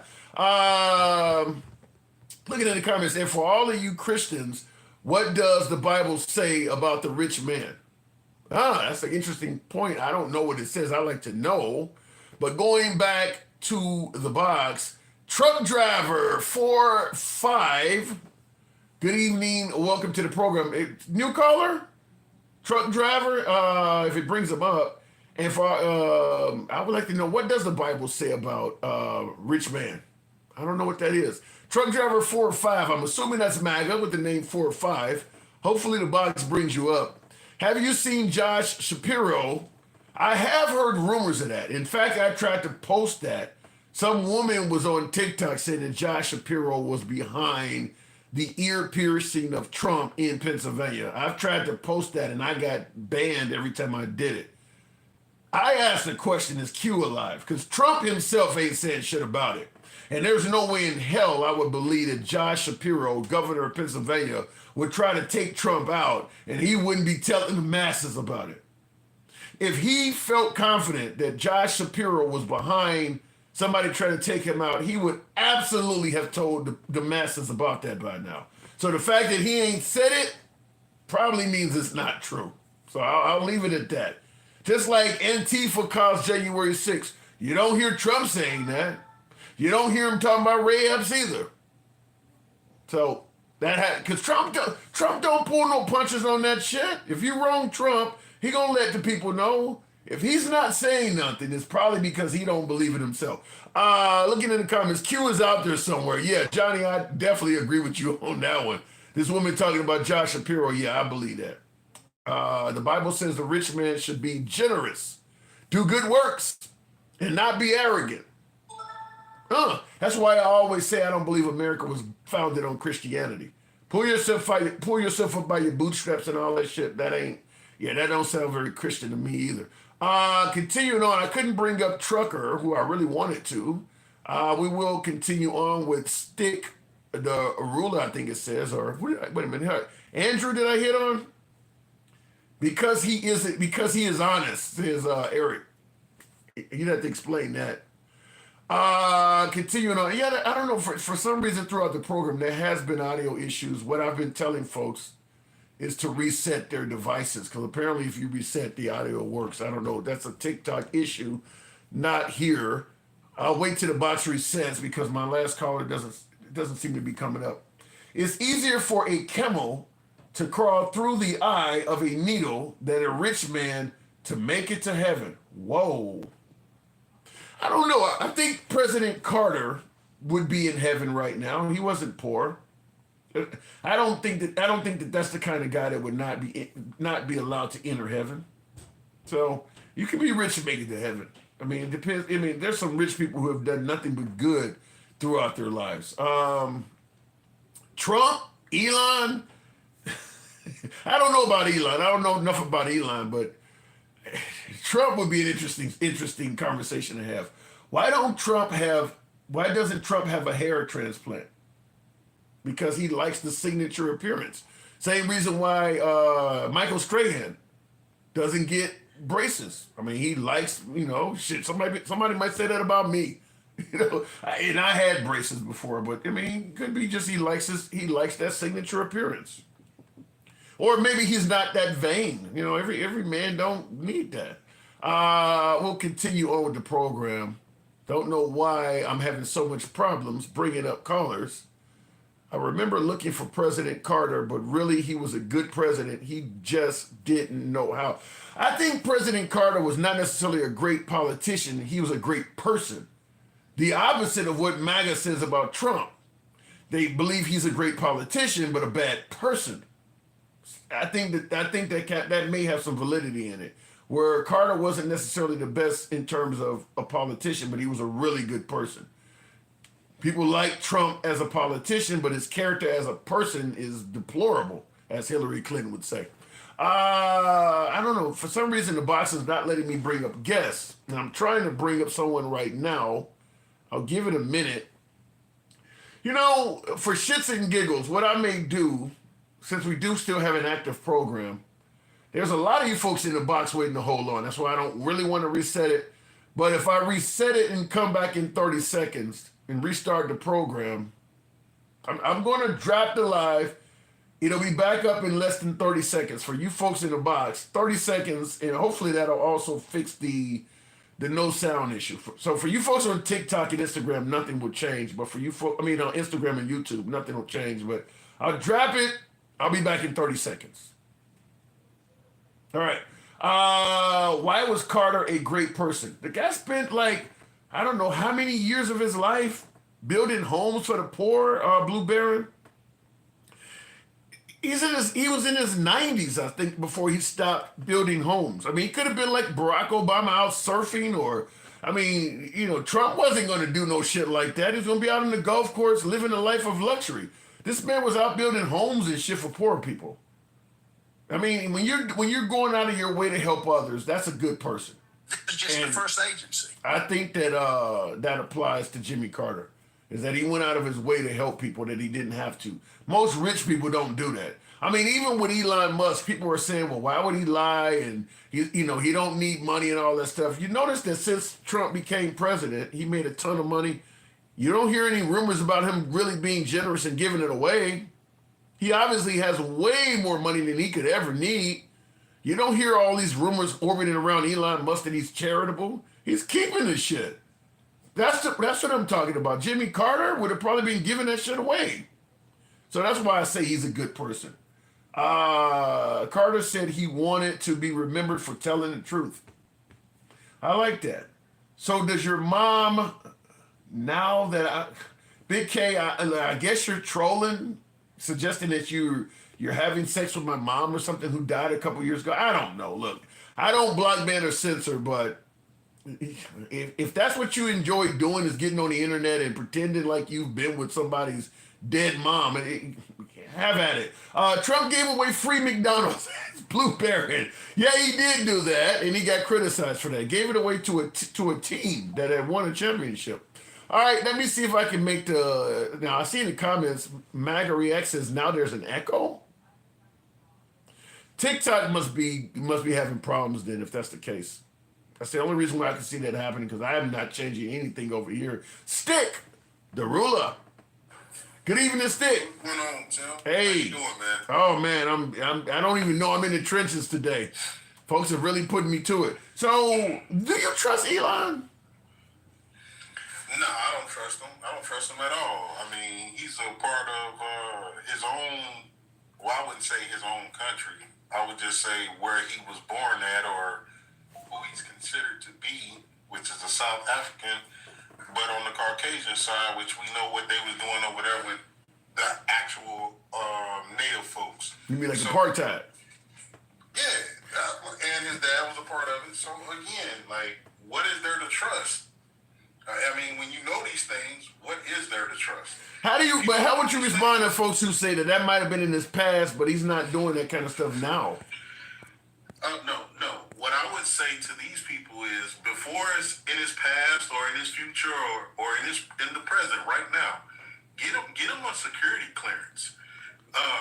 Understand that he should not go in there with computer programmers. He should go in there with auditors. Accountants. Yeah, you should go there with a gift. If you go to save money, you should have people that deal with money like accountants and you write auditors. Listen to this though. I want you to hear this. Crystal Lopez, thank you for the super chat, says Elon is going to save the taxpayers so much money there will be enough to pay for reparations. Then what will the media say? The floor is yours. Man, he's not. Well, first of all, he's telling you already he saved so much money, right? Yeah. But what has he told you that he's going to do with it? Where is the money going? Is he going to give us another check with his name on it? I mean, what are we doing? You know, and see, that's what I believe. Because Trump is on TV all day, every day, which is a good thing, and allowing the reporters to question him. Somebody should ask that. You guys are bragging about how much money you're saving. What are you going to do with that money? When are we going to see this money you're saving? Nobody seems to be asking him that. Yeah, and that's the big thing too with even the press. Like, these are good questions, you know, and you're not going to get a clearance through these agencies that you're crushing right now. Like, you're not going to even do a soft pull. I mean, come on, check his credit or something. Yeah. Well, what about in the comments? Somebody said that you're going to see the money by way of tax cuts. I don't, you know something, for me, if you're saving billions of dollars, it should be more than a tax cut where you're firing a bunch of Americans. Because for them, a tax cut is useless. I mean, you lost your job. Giving an unemployed person a 20% tax cut ain't saying shit. It should be more than just tax cuts. Well, the whole thing of it is, again, the question hasn't even been asked on the mainstream media. Okay, so you found this money. Let's just say everything that you're saying is true. Because he's already told us he lied, but let's just say everything is true. You found this much money that was mismanaged. Now, moving forward, what are you going to do with it? Well, the obvious question is, well, not the obvious question, but the obvious answer is he's going to use that money to try to counteract what he wants to do for the rich. He's looking for $4 trillion. It's going to cost $4 trillion for him to give the rich the tax cuts. So that's your answer right there. He's looking for something to offset. So it's kind of like it's paying for itself. So you believe the goal is to really increase the disparity of wealth in this country? All day, every day. I mean, again, before he got elected, maybe let's just say a week before he got elected, he He told everybody, "Hey man, I got states in play that I didn't even know was in play. But let me present Joe vote. I don't need your vote. You don't have to vote for me. I got enough votes." Who says that? somebody who's really conceited. Again, who says that? You trying to win? Yeah. Yeah, I don't care, man. Flooded. I want to win in a landslide, man. Come on, keep coming, keep coming. This fool gets up there and tells everybody, "I don't need your vote." Yeah.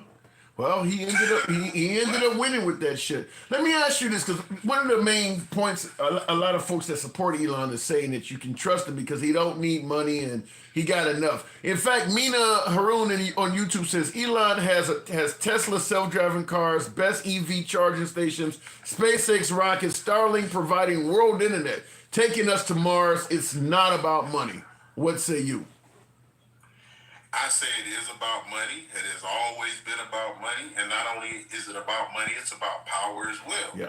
He's sitting right next to the most powerful man in the world. Regardless of how I feel about Donald Trump, it is what it is. He is the president of the United States of America, which means he is the commander-in-chief of this military. Y'all have to understand, I'm not capping for this man at all. But this is the position that he holds, and he has Elon Musk instead of the vice president right next to him. He had his son tell him to shush. I have not seen. I have not seen his son doing this. I've been looking for that. Hey, handsome, my page is very, very, very entertaining, and I got about 3 different ones. One of them is him telling him to shush, or shush the F up. Right? Yeah. He said, "Shush the F up." If they zoom in on his lips, and you can make it out. So then I got another one where he says, "You're not the president. Get out of here." I'm dying to see this shit. I am. It's on my page. So again, this is the man's 4-year-old little boy telling the president of the United States that. So how much power does Elon have if the little boy? Yeah. And then on top of that, he not only did he say that where everybody could hear it, Donald Trump turned around and said, X, this is X. He's what did he say his mind was big, he got a big brain, he's intellectual, whatever he said about the little 4-year-old. Yeah, my opinion is that we know Trump is money oriented. There's no denying Trump really. And I think said high IQ. I'm sorry, high IQ. That's what he said. I gotta see it. I gotta see it. He's 4 years old. That's crazy. But I think we know Trump is a money oriented person in how much money means to him. I think he's just starstruck by Elon. I really do. I think that he believes that Elon. I mean, at the end of the day, I mean, you're talking about somebody who is the wealthiest man on earth. Like I mentioned earlier, it impresses me. So, I mean, people are going to sit back and listen to a guy who has more money than everybody. Listen, I was just about to say that. Trump is impressed with his stash. Yeah. He understands that Elon's stash is big. Like, we all know that Elon is, autistic? No. It's autistic. Yeah, so autistic, he's throwing up German slogans or salutes and shit. Yeah. Hey. It is what it is. Yeah. We all seen it. I ain't even trying to even go that right. All I'm trying to say is, even with that, if you want to call it an ailment, if you want to call it a handicap, whatever, he's still the richest man in the world. So Trump, being as dumb as he is, he's saying, because he don't understand. We really think Trump is dumb? Listen, he doesn't understand that autism doesn't mean dumb. It just means you're autistic. Okay. You see, that's what I mean by Trump is dumb. He doesn't understand that. When he sees autistic, he sees like Down syndrome. He sees somebody that's, in his mind, a little slower than everybody else. Let's just say it how he's thinking it, right? Because that's who he is. But in actuality, he's like, well, if he can do it, I know I can do it. So guess what? He became president. Now they're both on how much money can I make? Well, what do you say? It's a big grift? Oh, definitely. I mean, Elon's getting 400 million, 8 million a day or something like that, and then the 400 on the end is at the end of it. So, how much is all of this stuff costing that you do? And then on top of that, you got a beef with USAID. Yeah. Let me ask you though, if we were into week 4 of Kamala Harris, do you think things would be better? Oh hell yeah! I think that the path with the chickens, if that would have happened, we would have still been in the chicken, no eggs. We still would have been on the no eggs thing. And it would have mattered. It would have mattered to MAGA a lot more than it does now. It definitely would, and that's the sad part. Just like when just like when Obama, and I'm bringing him up, MAGA. Just like when Obama went in to try to straighten out the stuff with the banks, he had to go in with accountants. He had to go in with people to try to figure out where we are wasting money. And he had bounced us back with it, the way he did things. And as much as you don't want to admit it, like you give him the porter in chief, you won't give him that he straightened this country back up. And that's the sad part about it. He did good for the country, not just the black community. He did good for the country. And y'all guys won't even give him that.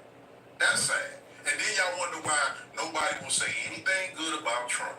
You can't even give people their kudos. You raise a good point, because you often hear they never gave Trump a chance from day one, and that is my counter all the time, is that Trump never gave Obama or Biden a chance from day one. It's like, you want people to give him a chance, but he was criticizing both Obama and Biden on day one. In fact, he believes that Biden didn't even legitimately win. And he believes that Obama was from another country or some shit. I mean, so, he didn't give either one of them a chance either. So it kind of goes, karma. What goes around comes around. This is what you got to think about, Tim. Imagine if Obama would have went in there with a Nigerian banker, right? Now, he's a banker now, but he's Nigerian. He's not from here. He's a special... Is he at least a citizen of the United States? Because Elon is a citizen. And he's got every credential Elon has. He's just a banker, and he's from Nigeria. Okay. They're both from Africa, but one is Elon Musk and Trump, and the other one is Obama and a Nigerian It banker. wouldn't have went well. It would not have went well at all. No. He's the president. He told me to come here. Give me your money. What are you talking? Who are you talking to, man? I get my stink. I beat you in the head. Hey, give me the records now. And then, he come up and he got the little teenage Nigerian. Yeah. You would have brought out the racism and everything with that. You got a Nigerian banker complete with accent it would have brought out all the races and everything would have came out. That ain't gonna fly. At the Treasury. And then on top of that, he fired the Treasury person that told him no. And he went and did it anyway. It wouldn't fly. And then we find out that one of the people that went in there was saying stuff about the USA and the white folks in USA. I'm not going to disagree with you that MAGA is ignoring. Yeah, Trump supporters and MAGA are ignoring things that they would not like at all if it was done in reverse. That's like I mentioned before. If you had, like you mentioned the Nigerian banker, but I always use other very wealthy liberals like Bill Gates or George Soros. If they were in there finding government waste and standing next to the president, George Soros or Bill Gates, the right would be going apeshit. That waste that they're finding would suddenly not be good anymore. So I think you got my agreement on that, but I got to move it on, Stick. And I want to see what you got on that. I want to see that clip. Yeah, definitely. Just go to my page. I'm pretty sure it's going to be in my repost. Go to the repost side. And I'm pretty sure you'll see him, Elon, and the son standing up there. And they zoom in on it. Once you get off doing your live and handling your business, please go check that out. Will do. I'll share it. I'll put it out there. All right, Stick. Appreciate it. I'm very interested to see it. Thank you. All right, moving on with the program. BT says it's already been done in reverse. No, it hasn't. You haven't had any liberal in there firing whole departments and doing all that kind of stuff that Elon Musk is doing. I don't know what liberal you're indicating that has done as much as Elon in 4 weeks. It has not happened in reverse. Not to that level by any stretch of the imagination. that implies maturity. Either way you look at it, being young and liberal and old and conservative, it's the natural progression of maturity. If you're on the left past 40, I don't know what to say to you. Huh? That doesn't make any sense. I think that a lot of folks tend to believe that when picking a political party, people should choose exactly the way they choose. There are legitimate reasons to vote for Trump. There are legitimate reasons to vote against Trump.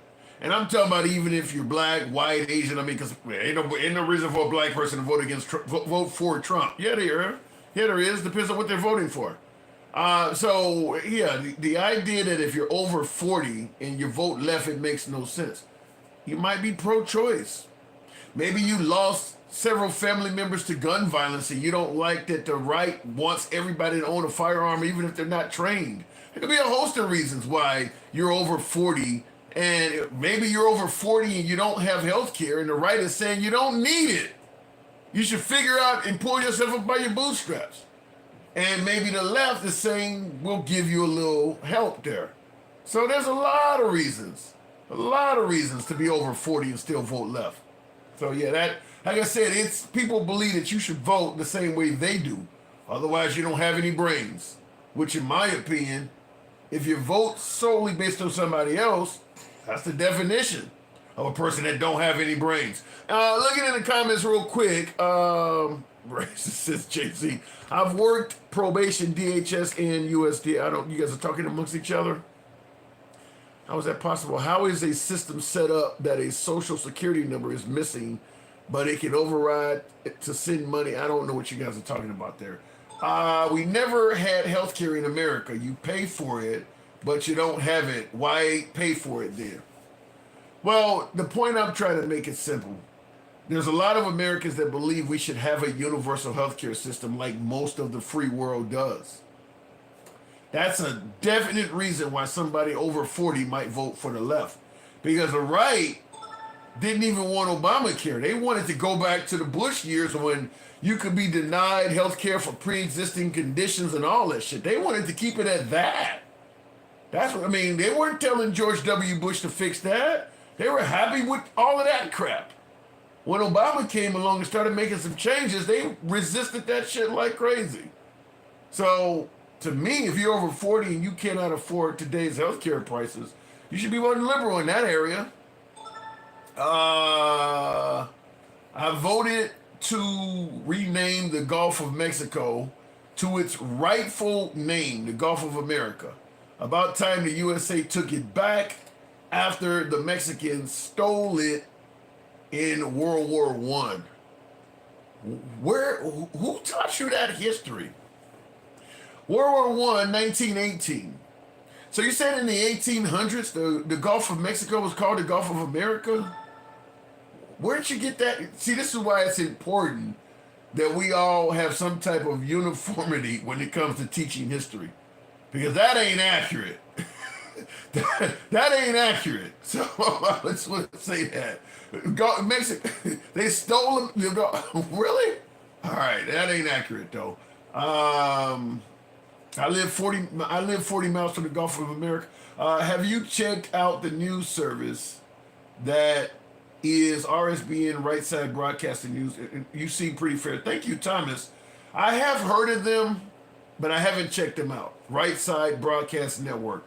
My news networks of choice are Fox and News Nation. I have, for the first time in my life, started watching some MSNBC. I never was a fan of MSNBC. I have started watching them a little bit simply because Fox News, whereas they used to be fair and balanced, has essentially turned into state TV for Trump. They are so far up Trump's ass that it's hard to ignore it. Back in the early 2000s, I know they leaned a little bit of right. Fox News has always been center right. But they did have principles. Small government, pro-2A, pro-life, pro-Christianity, patriotic, pro-America. That was the principles of Fox News.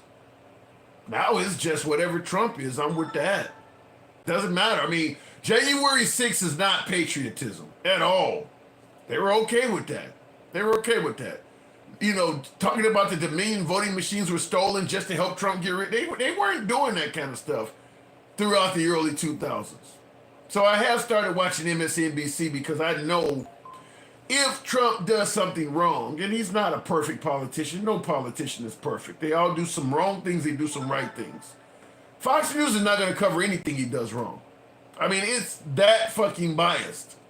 We can talk about how biased MSNBC or CNN or the mainstream media is, but Fox News has several personalities that has either left Fox News and went to work for Trump or left Trump and went to work for Fox News.